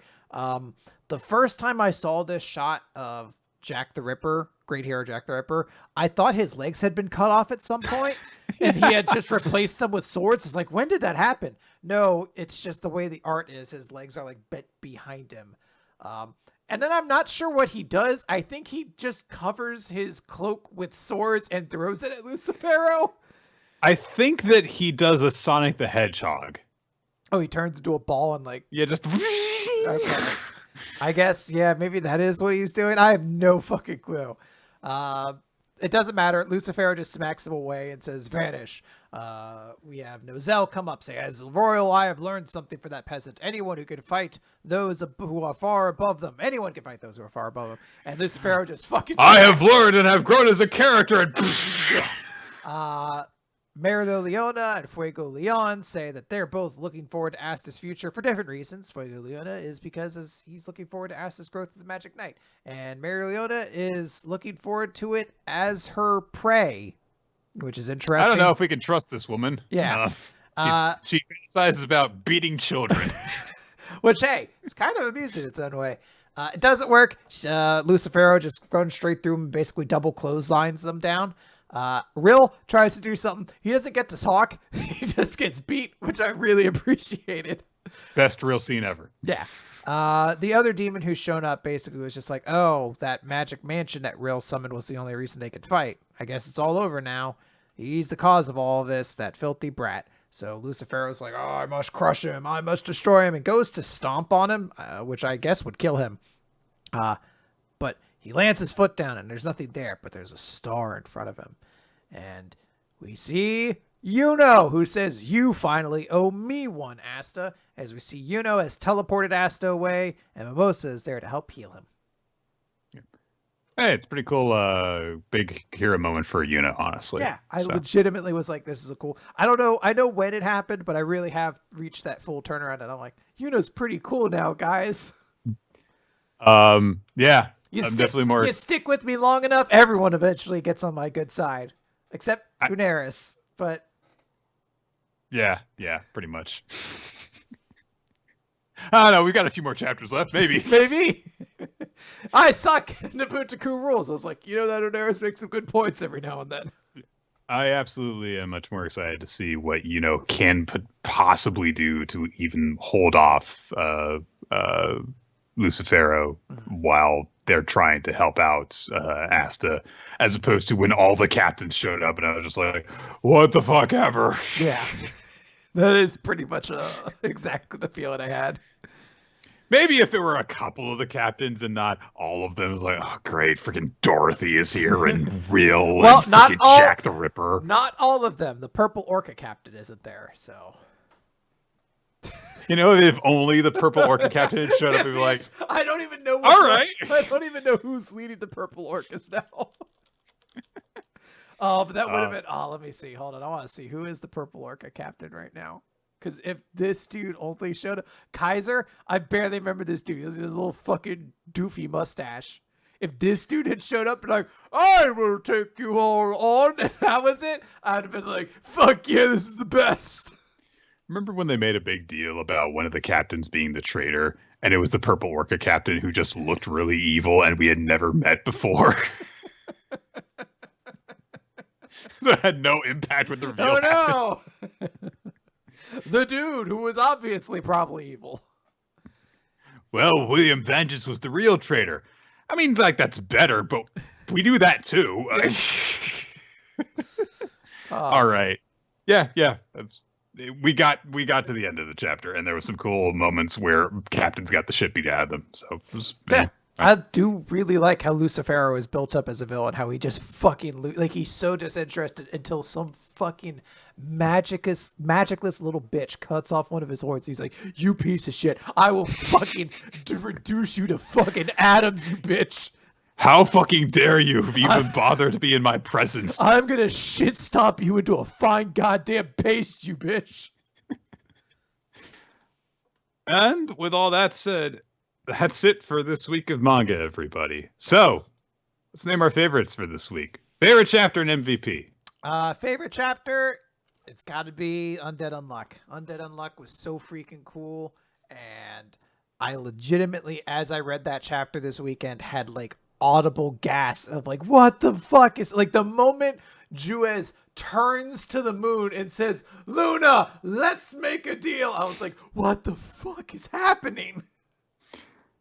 It's not really even close for me, so I've got to agree with you there. I mean, there were moments in a lot of chapters this week. There's like, all right, yeah, that was nice. I liked the end of Dr. Stone. I liked the interaction between Yubi-Susu and Ruru, which was Magu was probably my second favorite chapter this week, but it's a fairly decent step down between them, and then it's there to like, well, there was some nice stuff after that in every other chapter.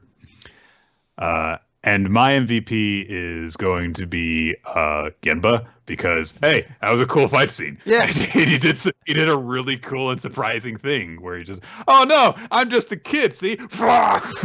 That is a supremely cool moment. I think for mine, I want to give it to Senku from Dr. Stone, if only because I do really want to call attention to like that being a pretty awesome moment. I think for that series, the idea of them like, hey, they landed on the moon. This is a pretty big moment. And what's Senku's line? It's the same shit he's been doing forever. So, but it kind of does hit in a way where you're like, I've been following the series for so long. Him being like my first word, like big speech on the moon is to get excited. You know, it was nice.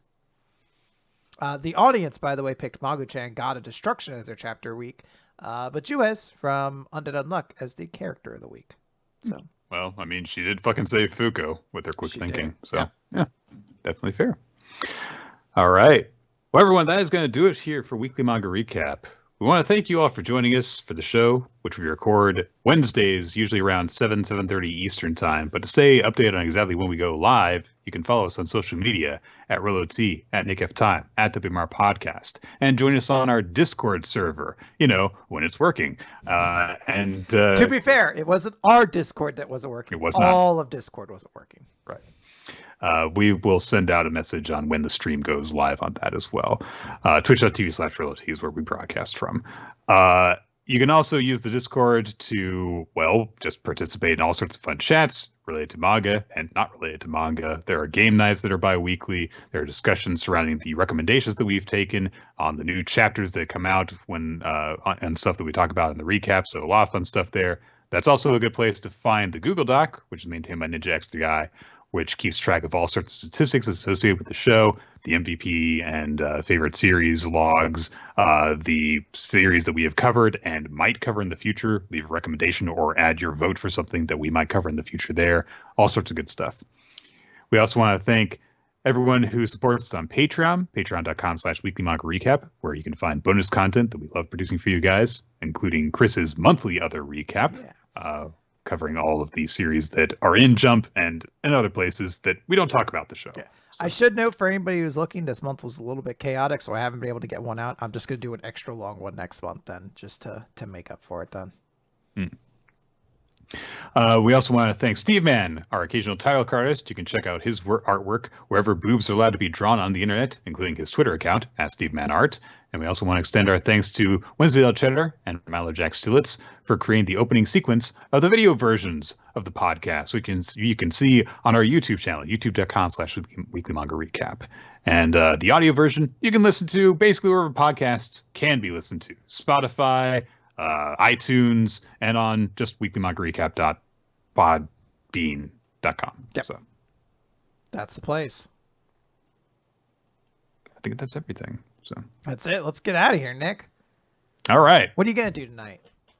Well, I'm getting out of here, obviously. So I guess I'll just gonna go through that window and see where I wind up. So. Aww. I'm gonna miss you.